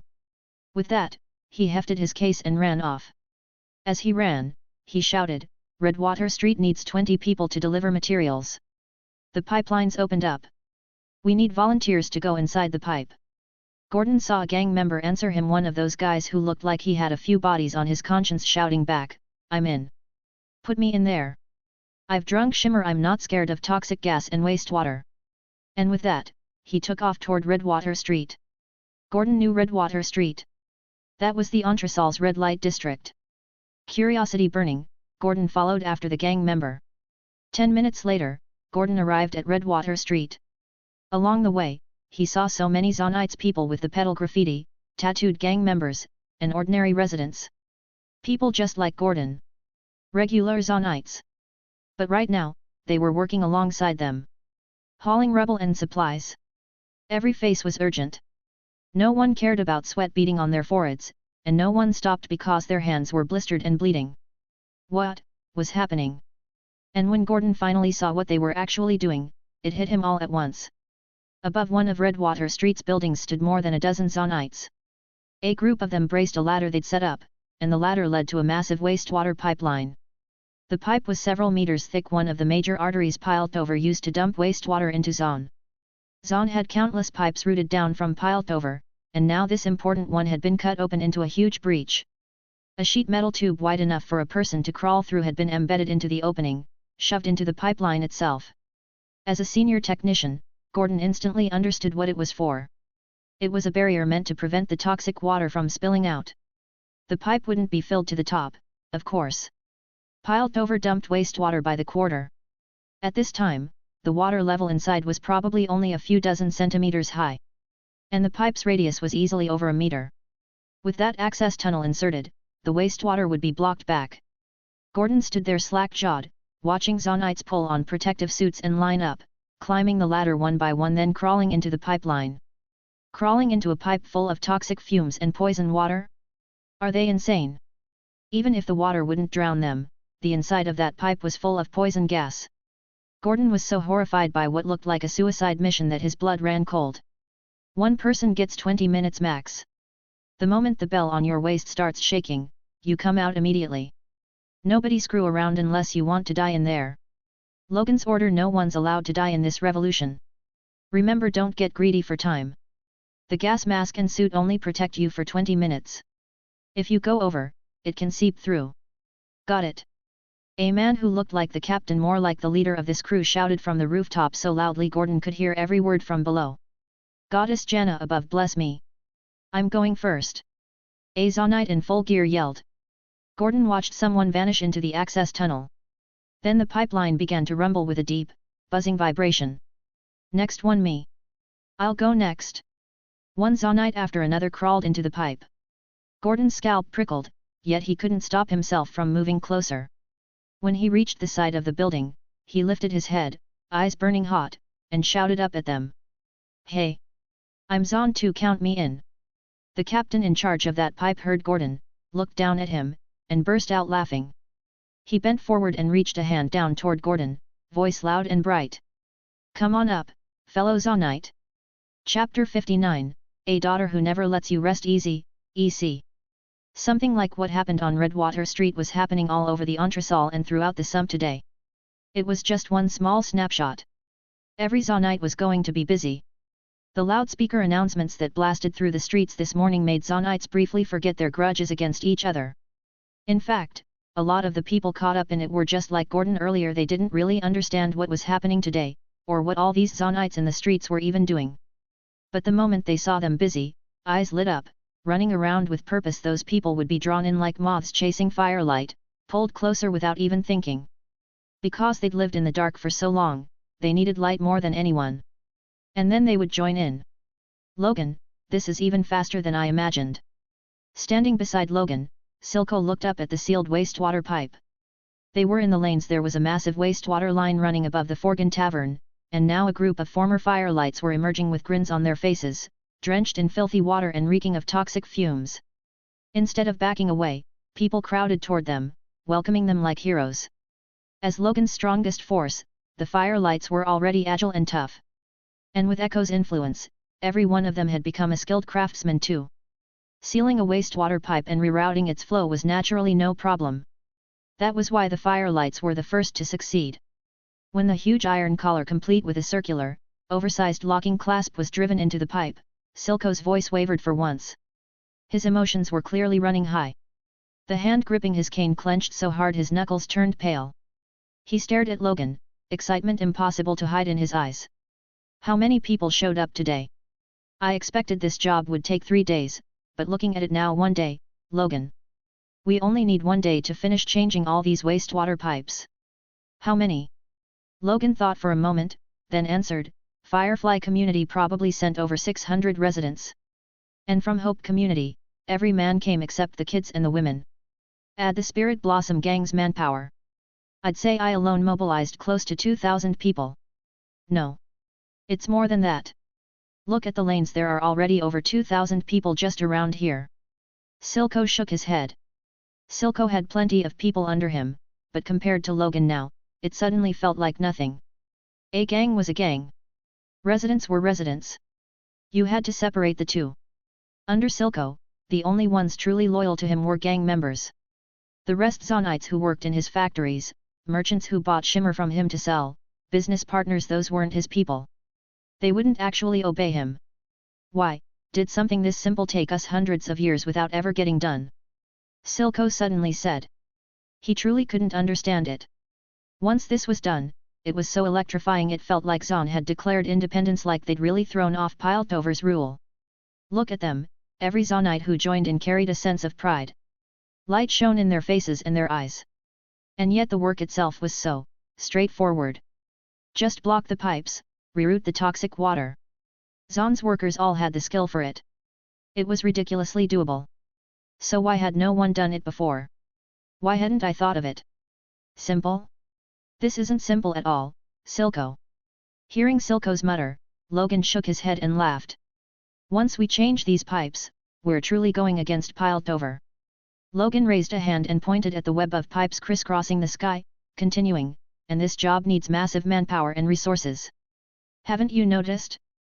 If the residents of Zaun weren't willing to participate, just the two of us, your people plus the Spirit Blossom Gang, there's no way this finishes in 3 days. At minimum, it'd take half a month. There are just too many pipes. We're only moving this fast because everyone joined in. Otherwise, before we even got halfway, Piltover would come down here. They won't just sit there and let us do this. This is us slapping them in the face. Logan looked at Silco again. And Silco, if I hadn't shown up, and you were still manufacturing shimmer, selling it to residents, letting Zaun's gangs run wild and keeping everyone scared, would you still think this project is simple?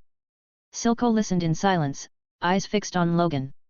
He pressed his lips together, then gave a breezy shake of his head. I know what you're trying to say. Logan, you really are Vander's good son. He suddenly smiled, a lot of the gloom leaving his face. Even his crimson eye looked less frightening. He reached forward as if grasping something in the air, then spoke softly to Logan. I'll say it again. Different eras require different methods. I know how many people I've hurt, but I still don't think I was wrong. And to use your own words, aren't you using my money right now? If I didn't sell shimmer to the whole world, if I didn't take control of Zaun and reshape its economic system, if all we had was hauling rocks and breaking our backs, then even if you had people, without money, could you still do something like this? Silco asked. Logan rolled his eyes, speechless. Fine. Silco wasn't wrong about that either. To pull this off, you needed both money and people. You couldn't be missing either one. But then Silco continued, that said, I do admit I was wrong about one thing. Vander wasn't wrong. Because he gathered strength and let Zaun recover, there are still so many healthy people left in Zaun today. If one day you could see Vander again, what would you say to him? Logan's eyes shifted slightly, and he asked abruptly. Vander was dead, sure, but he was already in a comeback match. Logan believed that with absolute certainty. Anyone who'd watched Arcane knew the truth, Vander was the wolf. And anyone who played League knew it too, especially with Swain's Easter egg voice line. Warwick being Vander was basically locked in. The only question was whether Vander would return as a bloodthirsty monster, or as that stern, gentle father figure again. Logan wasn't worried. He had Spirit Blossom at his back. Ari was a demigod. And Vander's problem was tied up with souls, which was exactly what the Spirit Blossom champions excelled at. See him again? Silco laughed. If he saw me, the moment I opened my mouth to explain, he'd probably charge me and punch me twice. And then I'd black out. I'm the one who personally shoved him down there, and I put a knife in his kidney. Silco smiled, hands clasped behind his back, continuing, he wasn't like that with you kids. You've probably never seen what he looks like when he's truly angry. I used to see it all the time. Vander was never a gentle man. But if I could see him again, I'd hug him. I'd give him a drink. I'd apologize. And then I'd tell him the thing we both dreamed of. Some damn kid actually went and made it happen. Are you complimenting me right now? Logan laughed, flashing white teeth at Silco. Silco's mouth curled upward. He spread his hands. Who knows? Then I'll take it as a compliment. All right. Next stop. The wastewater line over Spirit Blossom community should be almost finished too. Yet. Let's go. 40 minutes later, Spirit Blossom community. Just as Logan had said, the wastewater pipe above the Spirit Blossom gang's place had already been handled. A group of Spirit Blossom gang members changed into clean clothes, looking exhausted but buzzing with excitement, spotted Logan and hurried over. Boss. Just like Jinx said, once the root cause is cut off, no more toxic gas comes out. Boss, when do we start the air purification device? The Spirit Blossom gang's base was in a more remote part of the lanes. The wastewater pipes here weren't like the Forgan Tavern area with its massive main trunk and a jungle of small lines. Over here, there was just a single pipe about 2 meters wide. No rush. Logan patted the man's shoulder and smiled. Once every wastewater pipe in the sump is dealt with, then we'll turn on the air purification device. Right then, a bright, sharp voice rang out and a tall figure burst out of the building, practically vibrating with excitement. Logan! We got the test data. Jinx wore practical work clothes. Her long braids had been tied into 2 oversized buns at the back of her head. She had so much hair, and her braids were so long, those 2 blue buns bounced like they had springs in them as she ran. Her face was bare, cute and fresh, her bangs clipped back with a hairpin so her whole face was exposed. Between regular, healthy meals and the fact that she now had a human body pillow named Logan and a plush named Isha, Jinx's sleep quality had gotten ridiculously good. With a healthier routine, the dark circles that used to look like smudged eyeliner were gone. Her bright blue eyes sparkled, her small nose was dotted with sweat, and her cheeks were lightly flushed. Aside from being a little too pale in an unhealthy way, she looked sunny now, no longer shadowed and gloomy. Of course, that also had a lot to do with how she was dressed. Because deep down, she hadn't changed that much. Even at her most unhinged, there was still Powder's shadow inside her. Like that fight with Ekko on the bridge, she'd been out of her mind, but in truth, she'd gone there to die. And seeing Jinx like this, Silco's eyes filled with complicated emotion. Was Logan really raising Jinx, better than he had? Gotcha. Jinx threw herself into Logan's arms, hugged him tight, and tipped her face up toward him, beaming. The furball didn't lie to us. If we fix the root cause and then use the air purification device, Zaun's air really can improve. In the test just now, we saw the toxins and particulates in the air stopped increasing. They didn't drop either, but they stabilized. Of course, that's only in the central area here. If you go farther out, it changes again. Logan hugged her back, laughing along with her. But he didn't get to say that's great, because behind him, someone cleared their throat. Ahem. Silco curled a fist in front of his mouth, watching Jinx with a hint of displeasure in his eyes. Hey? Silco, you're here too. Jinx peeked out from Logan's shoulder, saw Silco, and blurted out in surprise. Silco. I don't recall ever teaching you that you can casually hug men, Jinx, Silco said heavily. Yeah, but you never used to care what I did. Jinx clicked her tongue. When I hugged Ben, you didn't stop me, did you? Oh, speaking of him, I haven't seen him in a while. Has it been a long time? Yeah. And now I care. Is that a problem? Silco shot back. Ben? The bartender from the Forgan Tavern? Jinx didn't know it, but the very next day Silco had assigned that man to the docks handling smuggling runs to Bilgewater. You feel kind of weird lately. Jinx made a face, but she still let go of Logan's back and stood to the side, looking at Silco with a bright, pretty smile. Silco let out a cold snort, irritation in his voice. Yeah. I am weird lately. And whose fault is that, when I have a daughter who never lets me relax? Jinx blinked her beautiful blue eyes, lashes fluttering, then she suddenly stepped forward and hugged Silco tight. You sound really nice today. Silco's face immediately tried to pull into a scowl, but his mouth betrayed him anyway, twitching at the corners. When Logan looked over, Silco glared at him, then still lifted a hand and lightly patted Jinx on the back. Chapter 60, A Gentle Breeze. At 3 in the morning, a lot of people in Zaun still weren't asleep. The wastewater pipe work was still going. It was disruptive, seriously. The roaring, grinding noise above people's homes was deafening. But not a single person came out to curse them out. Not a single person even looked resentful.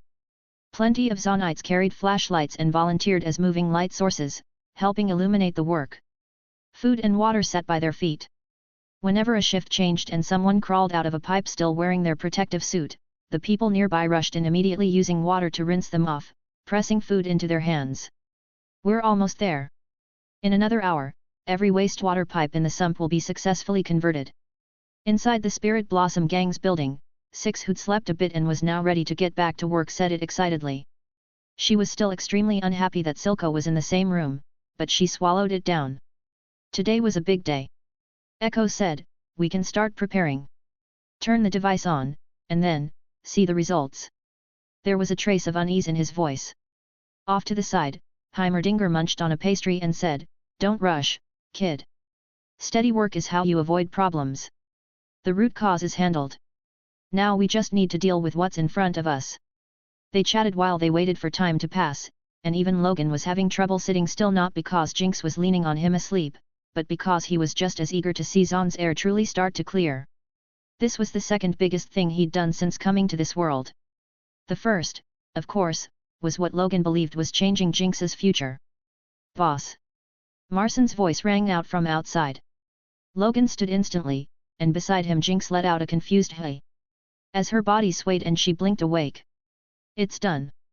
Every wastewater pipe in the sump is finished. Marcin rushed in, shouting with excitement. Logan took a deep breath and waved. Let's go, Ekko. Start the device. You're the one who turns it on. Me. Ekko froze, then nodded hard. Got it. 2 minutes later, the Spirit Blossom Gang base. In the area designated as storage, a platform rose high above the ground. Ekko rode his hoverboard up to the air purification unit. A sea of people surrounded the platform. Right at the front were Logan, Silco, Jinx, Six, and Heimerdinger. Behind them were Marcin, Mansu, Aunt Marna from Hope Community, Uncle Kerr the fish seller, and more. Everyone watched Ekko with expectant eyes. Okay. I'm pressing it. Under countless stares, Ekko felt a prickling crawl up his spine. He inhaled and announced loudly. He couldn't flinch. He absolutely couldn't. Press it. Logan nodded. With Logan's approval, Ekko reached out, adjusted the device, then slammed a button and backed away on his hoverboard. RRRRRR. The air purification unit roared to life. Through the hollow, transparent sections, everyone could see shimmer burning and flowing. Then the hextech gemstone in the second layer began to compress and spin, blue light spilling outward in waves. Everyone saw it. The haze was being pulled in. Under the blue glow, the grey fog became visibly defined. Even the tiny suspended particles normally invisible showed themselves, drifting and swirling with the movement of Logan's clothes as they were dragged toward the unit. The fine grit in the air was being sucked in too. Bzzzzzzz. Ekko held a device in his hand, an air quality meter built by Heimerdinger. 19. Still 19. He reported in real time from above. Below, Logan clenched his fist. Silco actually closed his eyes. It moved, it moved. Ekko suddenly shouted. He looked at Logan, face blazing with excitement. Boss, it moved. 18.3 17.2. It's still dropping. Boss 16. Air index is 16. Ekko was yelling like a maniac, completely losing his composure. Logan finally let out a breath, and Silco opened his eyes. The residents from Hope Community began cheering too. The air hadn't changed yet, not in any obvious way. The visible haze was still thick, the smell still sharp and irritating. But it was changing. 10 minutes later, Logan sniffed. His senses were far sharper than a normal person's, so he was the first to catch it, something clean, something fresh. Then Jinx did too. Her sense of smell was keen as well, otherwise she wouldn't have been able to pick Caitlyn's scent off 6. This air is different. She jumped up. It's here, the cleaned air is coming out. 5 minutes after that, the Spirit Blossom gang members and the Hope Community residents smelled it too. It really is different. I've smelled this in Piltover, oh my god, is this really Zaun's air? Goddess Janna above, we did it. It's real. This air smells so good. A hand patted Logan's shoulder, then stayed there, resting on him. Logan turned his head and met Silco's gaze. We succeeded, Silco said calmly. Uncle, you should be happy. If you can cry your eyes out, even better. I don't cry. All right. If you say you don't cry, you don't cry. Logan didn't argue. Hat. The day I marry Jinx, I'll see if you still don't cry. Logan, Silco said again. From now on, Zaun is yours. You handle inside. I handle outside. Silco spoke suddenly. Sevika stood behind Silco. Hearing that, her brow pinched for a second, then smoothed out again.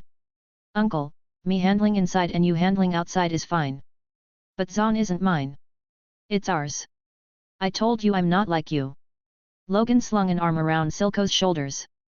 Silco struggled briefly, then let Logan hold him. Maybe, he really had changed. Because of Jinx, he'd become more emotional.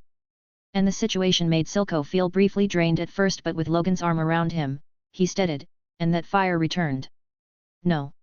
Not enough. Zaun still needed more. Silco's gaze hardened, growing resolute. We succeeded, but it's not enough. Beside them, Heimerdinger spoke up. I'm going to pour some cold water on this. What we need to do next is produce more air purification units as fast as possible, then place them everywhere. No problem, Professor. Is it really no problem? Heimerdinger said. Jinx only has a few hextech gemstones left. Logan went quiet. He looked down at Heimerdinger. You'll help us, right, Professor? Heimerdinger tapped his chin. If Ekko and Jinx are willing to call me their teacher, then I'll consider it. He winked mischievously at Logan. Logan flashed an OK sign and grinned. No problem, Professor. I'll convince Jinx to become your student. Wonderful. Heimerdinger brightened immediately. Logan watched the air purification unit as time ticked by. No one left. Everyone stayed clustered around it, breathing deeply, like they were afraid the air might vanish if they let it go. Even after 6 in the morning, no one left. They crowded around Ekko, listening to him read the air index. After 5, it stabilized at 11.3, no longer dropping, no longer rising. It looked like clearing a wide area would take a long time. Logan lifted his head and narrowed his eyes. Behind him, he heard Zaunites talking. Shame, only we get to see it today. Yet. If everyone could see it, after working all day, they'd be so happy. It's fine. There'll be chances later. I'm gonna sleep and come back to smell it again. This air is too good. Hearing those voices, Logan lowered his gaze. Yet. Right now, only the Spirit Blossom gang and Hope Community could enjoy this. But it was fine. Everything would get better. There would be more purification units. Zaun would become better. Still, it was a shame so many Zaunites couldn't see this moment. Because plenty of people were literally asleep on the entresal's floor right now. They had no idea what was happening. If he could, Logan wanted them to see it with their own eyes. And then, mid-thought, Logan froze. Because the wind came. A cool, comfortable breeze swept in from nowhere, washing over everyone present. Logan looked up and the wind kept growing, strengthening into a fierce gale. It howled as it formed, and within it there was even a trace of green. In an instant, Logan understood. His lips trembled. Hoo! The gale whipped everyone's clothes. Jinx had to press both hands on her two big buns so they wouldn't come undone. Silco narrowed his eyes, lowering his body against the force, astonishment flickering across his face. Was this also the air purification device? That strong? The wind gathered, spiraled, scooping up the remaining haze. The grey smog and toxic air were dragged into the vortex, then hurled upward, roaring into the sky. That wind was like a blade piercing Zaun's oppressive, gloomy canopy. Across the city, the wind grew stronger and stronger, carrying the haze away, tearing open the murk. Sunlight appeared in the sump. There wasn't much, because of the terrain, but that sliver of sun was blinding. Everyone turned to look. That was sunlight. And if the sump could see sunlight, what about the entresol? It was higher, wider. It would see even more. Logan lifted his head, staring at the sky. His lips moved, voice barely a whisper. "Thank you, Janna." He said it without thinking. Because Zaun wasn't supposed to get wines like this. The geography was wrong. And this wasn't something people could do by force. The only answer he could think of was Janna. "It's all right." A voice suddenly echoed inside Logan's mind, ethereal, sacred, gentle, compassionate. Then the breeze brushed his face like a hand, and Logan felt a warm, soft touch against his skin. Like a kiss. Right on his forehead. He stared blankly ahead, seeing nothing. But inside his mind, the voice spoke again. "I've been watching you. Look, Logan. Morning has come." Logan looked up, squinting. Because the sun was truly, painfully bright. Additionally, if you would like to request novels and access my Google Drive where I have 200+ audiobooks, then you can join my Patreon. Link is also provided in the description.